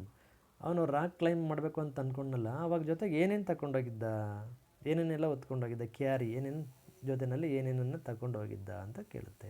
ಇದು ವೇರ್ ಅಲ್ಲಿ. ಅಥವಾ ನೀವು ಏನು ಮಾಡಬೇಕೀಗ, ಅಲ್ಲಿ ಇನ್ನೊಂದು ಸಾರಿ ಕಣ್ಣಾಯಿಸಿದ್ರೆ ಕರೆಕ್ಟಾಗಿ ಗೊತ್ತಾಗುತ್ತೆ. ಜೊತೆಗೆ ಇವನು ಏನೇನು ತಗೊಂಡೋಗಿದ್ದ ನೋಡಿ, ಇಲ್ಲಿದೆ. ಈ ವೋರ್ ಪ್ರಾಪರ್ ಶೂಸ್. ಹಾಗೆ ಈ took a rope with him. ಅಥವಾ ಶೂಸ್ ಆ್ಯಂಡ್ ರೋಪ್ ಅಂತ ಬರೆದ್ರು ಆಯಿತು, ಬಟ್ ಸೆಂಟೆನ್ಸಲ್ಲೇ ಬರೆದ್ರೆ ಚೆನ್ನಾಗಿರುತ್ತೆ. ನಿಮ್ಮ ಕನ್ಸ್ಟ್ರಕ್ಷನ್ ಸ್ಕಿಲ್ ಹೇಗಿದೆ ಅಂತ ಗೊತ್ತಾಗುತ್ತೆ. He wore proper shoes and rope with him ಅಂತ ಹಾಕಿದ್ರು ಆಯಿತು. ಜೊತೆಗೆ ನನಗೆ ಫುಲ್ ಮಾರ್ಕ್ಸ್ ಬರುತ್ತೆ. See. How did Shankara climb that rock. So ಹೇಗೆ ಈತ ಕ್ಲೈಮ್ ಏರ್ದ ಅಂದರೆ he climbed the rock with the help of the trainer ಇದ್ರ ಜೊತೆಗೆ ಅವರ ಹೆಲ್ಪ್ ಜೊತೆಗೆ. ನೋಡಿ, ಹೌ ಅಂತ ಯಾವಾಗ ಬಳಸ್ತೀವಿ ಅಂದರೆ ಹೇಗೆ ಸಾಧ್ಯವಾಯಿತು ಅನ್ನೋ ಮೀನಿಂಗ್ ಬರ್ತದೆ. ಆವಾಗ ಏನು ಮಾಡಿ, ವಿತ್ ದ ಈ climbed the rock with the help of the trainer ಅಂತ ಹಾಗಾದರೂ ಶುರು ಮಾಡ್ಬೋದು. With the help of the trainer ಈ ಕ್ಲೈಮ್ಡ್ ದ ರಾಕ್ ಅಂತ ಏನಾದರೂ ಮಾಡಿ, ಅಥವಾ ಹೀಗೆ ಆ್ಯಸ್ ಯೂಸ್ವಲ್ ಬರೆದ್ರು ಖಂಡಿತವಾಗ್ಲೂ ನಿಮಗೆ ಫುಲ್ ಮಾರ್ಕ್ಸ್ ಸಿಗುತ್ತೆ. ಕೊನೆಗೆ ಸಜೆಸ್ಟ್ ಎ ಸೂಟಬಲ್ ಟೈಟಲ್ ಅಂತ ಇದೆ ನೋಡಿ. ಇಲ್ಲಿ ಕನ್ಫ್ಯೂಸ್ ಮಾಡ್ಕೋತಾರೆ ಮಕ್ಕಳು. ಏನು ಹಾಗೇ ಬರೆದು ಕೊಟ್ಟಿದ್ದಾರೆ ಕ್ವಶನ್ಸ್. ಕೆಲವು ಎಲ್ಲವೂ ಅಲ್ಲ, ಕೆಲವು ಮಕ್ಕಳು ಅದ್ಭುತವಾಗಿ ಅದಕ್ಕೊಂದು ಸೂಟಬಲ್ ಟೈಟಲ್ನ ಹಾಕಿದ್ದಾರೆ ನೋಡಿ. ಇದನ್ನು ನೋಡಿದಾಗ ಮಕ್ಕಳೇ, ಇದಕ್ಕೆ ಏನು ಟೈಟಲ್ ಕೊಡ್ಬೋದು? Shankara wanted to climb a rock. The rock was very big. He wore proper shoes. He took a rope with him. He climbed the rock with the help of the trainer. ನೋಡಿ ಏನು ಕೊಡ್ಬೋದು? The brave Shankara ಅಂತ ಹಾಕ್ಬೋದು, ಅಥವಾ an achiever Shankara, ಅಥವಾ rock climber Shankara ಅಂತ ಕೊಡ್ಬೋದು ಅಂತ ಇದಕ್ಕೆ ಪರ್ಟಿಕ್ಯುಲರ್ಲಿ ಈ ಪ್ಯಾಸೇಜ್ಗೆ ನಾನು ಹೇಳೋದು. ಅಥವಾ ಈ ರಾಕ್ ಕ್ಲೈಂಬರ್ ಅಂತ ಕೊಡ್ಬೋದು. ಈಗ ಈ ಫಿಲಮ್ಗಳ ನೇಮ್ಗಳನ್ನ ನೋಡಿ ನೀವು, ಆ ಸ್ಟೋರಿಗೆ ಸೂಟೇಬಲ್ ಒಂದು ಟೈಟ್ಲನ್ನ ಕೊಟ್ಟಿದ್ದಾರೆ. ಹಾಗೆ ಈ ಸ್ಟೋರಿಗೆ ಸೂಟೇಬಲ್ ಟೈಟ್ಲನ್ನ ಕೊಡಿ ಅಂತ ಆಯ್ತದ. ರಾಕ್ ಕ್ಲೈಂಬರ್ ಅಂತಲೋ, ಅಥವಾ ಸ್ಟ್ರಾಂಗ್ ಬಾಯ್ ಶಂಕರ ಅಂತನೋ, preparation for the rock climbing ಅಂತನೋ, ಏನೋ ನೀವು ಇದೇ ಅಲ್ಲ, ಇದು ಕೊಟ್ಟರೆ ಇದನ್ನೇ ಬರೀರಿ, ಅಥವಾ ಬೇರೆ ಕೊಟ್ಟರೆ ಅದಕ್ಕೆ ಓದ್ಬಿಟ್ಟು ಯಾವುದು ಸೂಟಬಲ್ ಟೈಟ್ಲ್ ಇದೆ ಆ ಹೆಸರನ್ನ ಬರೆದ್ರೆ ನಿಮಗೆ. ಸೊ 4 ಕ್ವಶನ್ಸ್ಗೆ 4 ಮಾರ್ಕ್ಸ್ ಖಂಡಿತವಾಗ್ಲೂ ಬರ್ತದೆ ನಿಮಗೆ. ಇದಾದ್ಮೇಲೆ ಲಾಸ್ಟ್ ಕ್ವಶನ್ ಏನಿದು? Question number 23. Write 4 to 5 sentences you like to share about your family. 4 marks ಬರುತ್ತೆ. ಏನು ಮಾಡಬೇಕಿಲ್ಲಿ? 4 ರಿಂದ 5 ಸೆಂಟೆನ್ಸಸ್ಸನ್ನು ನೀವು ಬರೀಬೇಕು. ಯಾವುದ್ರ ಬಗ್ಗೆ ಅಂತೀರಿ? ಗೆಸ್ಟ್ ಮಾಡಲಿಕ್ಕಾಗಲ್ಲ. ಅಲ್ಲಿ ಯಾವ್ದು ಬೇಕಾದರೂ ಕೊಡ್ಬೋದು. ಇಲ್ಲಿ ನಾನು ನಿಮಗೆ ಫ್ಯಾಮಿಲಿ ಬಗ್ಗೆ ಕೊಟ್ಟಿದ್ದೀನಿ. ಸ್ಕೂಲ್ ಬಗ್ಗೆ ಕೇಳ್ಬೋದು, ಹಾಸ್ಪಿಟಲ್ ಬಗ್ಗೆ ಬರೀರಿ ಅಂತ ಕೇಳ್ಬೋದು, ಅಥವಾ ನಿಮ್ಮ ಊರು ಅಥವಾ ಕ್ಯಾಪಿಟಲ್ ಸಿಟಿ ಅಂತನೋ, ಬೆಂಗಳೂರು ಅಂತನೋ, ಮೈಸೂರು ಅಂತನೋ, ಕೌ ಅಂತ ಕೊಡ್ಬೋದು, ನಿಮ್ಮ ಫ್ರೆಂಡ್ ಅಂತನೋ, ರಿಪಬ್ಲಿಕ್ ಡೇ, ಇಂಡಿಪೆಂಡೆನ್ಸ್, ಯಾವುದರ ಬಗ್ಗೆ ಏನಾದರೂ ಕೊಡಲಿ. ಎಕ್ಸಾಂಪಲ್ ನಿಮಗಿಲ್ಲಿ ಫ್ಯಾಮಿಲಿ ಬಗ್ಗೆ ಹೇಳ್ತೀನಿ ನೋಡಿ. ಫ್ಯಾಮಿಲಿ ಅನ್ನೋ ವಿಚಾರದ ಬಗ್ಗೆ ನೀವು ಶೇರ್ ಮಾಡ್ಕೊಳ್ಳಿಕ್ಕೆ ಇಷ್ಟಪಡುವಂಥ 4-5 ಸೆಂಟೆನ್ಸನ್ನ ಬರೀರಿ. ಏನು? We have a good family. ನಮ್ಮದು ಒಂದು ಒಳ್ಳೆ ಕುಟುಂಬ ಇದೆ. Beautiful family. We are in beautiful family there, ಅಥವಾ ಅಂದರೆ in that family we are 4 members living there, ಅಥವಾ in our sweet family I have my father, my mother, my brother, sister, ಹೀಗೆ ಬರಿಬೋದು. In my family all are loving me, all are caring me, I am a very lovable child in my family is very cute, ಅಥವಾ joint family ಅಂತನೋ nuclear family ಅಂತನೋ. In my family ಅಥವಾ in our family our grandparents also there with my parents also ಅಂತ ಬರಿಬೋದು. ಅಥವಾ my family is staying in that area, my family is bonding each other, my family always encourages me, inspires me, make me to enjoy. ಈ ರೀತಿ ಬರ್ಕೊಂಡು ಹೋದರೆ ಖಂಡಿತವಾಗಲೂ 4 to 5 40 to 50 ಸೆಂಟೆನ್ಸಸ್ನ ಬರೀಬೋದು ಮಕ್ಕಳೇ. ಇನ್ನು ಹಾಸ್ಪಿಟ್ಲ್ ಬಗ್ಗೆ ಕೊಟ್ಟರೆ ಅಥವಾ ಸ್ಕೂಲ್ ಬಗ್ಗೆ ಕೊಟ್ಟರಂತೂ ನಿಮಗೆ in our school so many teachers are there, each and every teacher are caring about us, they are teaching well, they are giving us trainings in so many talents, they are fulfilling our needs, they guides us how to live in the society. ಬರಿಬೋದು. our school having safe and caring facilities, our school has wide ground. ಸಾಕಷ್ಟು ಬರೀಬೋದು ನೀವು. ಏನಿದೆ ನಿಮ್ಮ library ಇದೆಯಾ, ನಿಮ್ಮ ಸ್ಕೂಲಲ್ಲಿ ಏನೇನಿದೆ ಎಲ್ಲವನ್ನು ಇಲ್ಲಿ ನೋಡಿ. ಸ್ಪೆಲ್ಲಿಂಗ್ ಮಿಸ್ಟೇಕ್ ಆಗುತ್ತೆ ಅಂತನೋ ಅಥವಾ ಗ್ರಾಮರ್ ಮಿಸ್ಟೇಕ್ ಆಗುತ್ತೆ ಅಂತ ಒದ್ದಾಡಬೇಡಿ. ನಿಮ್ಮ ಸೆಂಟೆನ್ಸ್ ಫಾರ್ಮೇಷನ್ ಎಬಿಲಿಟಿ ಹೇಗಿದೆ, ಸಣ್ಣ ಪುಟ್ಟ 1-2 ತಪ್ಪಿದ್ರೂ ಕೂಡ ನೀವು ಬರೆಯುವ ಪ್ರಯತ್ನನೇ ಮಾಡದೆ ನಿಲ್ಲಿಸ್ಬಿಡ್ತೀರ ಅನೇಕ ಮಕ್ಕಳು. ಮ್ಯಾಕ್ಸಿಮಮ್ ನೀವು ಮಾಡ್ಕೊಂಡು ಬಂದರೆ ತುಂಬ ಅನುಕೂಲ ಆಗುತ್ತೆ. ಹಾಗಾಗಿ ನೀವು ಎಷ್ಟು ಸೆಂಟೆನ್ಸ್ ಆಗುತ್ತೋ ಅಷ್ಟು ಸೆಂಟೆನ್ಸನ್ನು ಬರೀರಿ. ಆಲ್ಮೋಸ್ಟ್ ಅಲ್ಲಿ ನೀವು 4 ಮಾರ್ಕ್ಸ್ ಆದ್ದರಿಂದ ಮಿನಿಮಮ್ 8 ಲೈನ್ಸ್ ಆದರೂ ಬರೀಬೇಕು ಅಂತ ನನ್ನ ನಿರೀಕ್ಷೆ. ಯಾಕಂದರೆ 1 ಲೈನ್ಗೆ ½ ಮಾರ್ಕ್ ಅಂತ ಕೊಟ್ಟರು ನಿಮಗೆ 4 ಮಾರ್ಕ್ ಬರುತ್ತೆ. ಆಮೇಲೆ ಚುಟ್ಕಾಗಿ ಬರೆದ್ಬಿಡ್ಬೇಡಿ ಮಕ್ಕಳು, ಟೈಮ್ ಸಾಕಾಗುತ್ತೆ. ಸಾಕಷ್ಟು ಬರೆಯುವಂಥ ಪ್ರಯತ್ನವನ್ನು ಮಾಡಿ ಅಂತ ಹೇಳ್ತಾ, ಇನ್ನೂ ಏನಾದರೂ ಇದಕ್ಕೆ ಸಂಬಂಧಪಟ್ಟಂಥ ಡೌಟ್ಗಳಿದ್ದರೆ ನಿಮಗೆ ಮಕ್ಕಳೇ, ನೀವು ಇನ್ನೊಂದಷ್ಟು ಏನು ಮಾಡಿ ಕಾಮೆಂಟ್ ಬಾಕ್ಸಲ್ಲಿ ಕಮೆಂಟ್ ಮಾಡಿ. ಇನ್ನೂ ಏನಾದರೂ ಇದ್ದರೆ ಸಜೆಸ್ಟ್ ಮಾಡಿ. ಇದಕ್ಕೆ ರಿಲೆವೆಂಟು ಈ ಕಾನ್ಸೆಪ್ಟು ನಾವೇ ಮಾಡೋದ್ರಿಂದ ನಾನು ನಿಮಗೆ ಇನ್ನೊಂದಷ್ಟು ಕಲಿಸುವಂಥ ಪ್ರಯತ್ನವನ್ನು ಮುಂದಿನ ದಿನಗಳಲ್ಲಿ, ಮುಂದಿನ ವೀಡಿಯೋಗಳಲ್ಲಿ ಮಾಡೋಣ. ಹಾಗಾಗಿ ನಾನು ನಿಮಗೆ ಈ ವಿಡಿಯೋವನ್ನು ಅರ್ಥ ಆಗಲಿಲ್ಲ ಮತ್ತೊಂದು ಸಾರಿ ನೋಡಿ. ಇನ್ನೊಂದು ನಿಮ್ಮ ಫ್ರೆಂಡ್ಸು ಮತ್ತು ಯಾರೋ ನೀವು ಕಲಿಬೇಕಾದವರು ಇದ್ದಾರೆ ಅವ್ರಿಗೆ ಶೇರ್ ಮಾಡೋದ್ರ ಮೂಲಕ ನಮಗೆ ಸಬ್ಸ್ಕ್ರೈಬ್ ಮಾಡೋದು, ಲೈಕ್ ಮಾಡೋದು, ವ್ಯೂ ಮಾಡೋದನ್ನು ಜಾಸ್ತಿ ಮಾಡಿದಷ್ಟು ಇನ್ನೊಂದಷ್ಟು ಇಂಥದ್ದೇ ಕಂಟೆಂಟ್ ಒಳ್ಳೆ ಕಂಟೆಂಟ್ ಓರಿಯೆಂಟೆಡ್ ವೀಡಿಯೋಗಳನ್ನು ಅಪ್ಲೋಡ್ ಮಾಡಲಿಕ್ಕೆ ನಮಗೂ ಕೂಡ ಇನ್ಸ್ಪಿರೇಷನ್ ಆಗುತ್ತೆ. ನಿಮ್ಮೆಲ್ಲರ ಸಹಕಾರವನ್ನು ಕೋರ್ತಾ ಮುಂದಿನ ವೀಡಿಯೋದಲ್ಲಿ ಭೇಟಿಯಾಗೋಣ. ಟೈಮ್ ವೇಸ್ಟ್ ಮಾಡಿಕೊಳ್ಳದೆ ಟೈಮನ್ನು ತುಂಬ ಚೆನ್ನಾಗಿ ಎಕ್ಸಾಮ್ ಕಡೆಗೆ, ಪ್ರಿಪರೇಷನ್ ಕಡೆಗೆ ಯುಟಿಲೈಸ್ ಮಾಡ್ಕೋಬೇಕು ಅಂತ ಮಕ್ಕಳಲ್ಲಿ ಇನ್ನೊಂದು ಸಾರಿ ಕೇಳ್ಕೊಳ್ತಾ, ಎಲ್ರಿಗೂ ಕೂಡ ನೋಡಿದ್ದಕ್ಕಾಗಿ ಥ್ಯಾಂಕ್ಸ್ ಹೇಳ್ತೇನೆ. Thank you. Meet you in next video.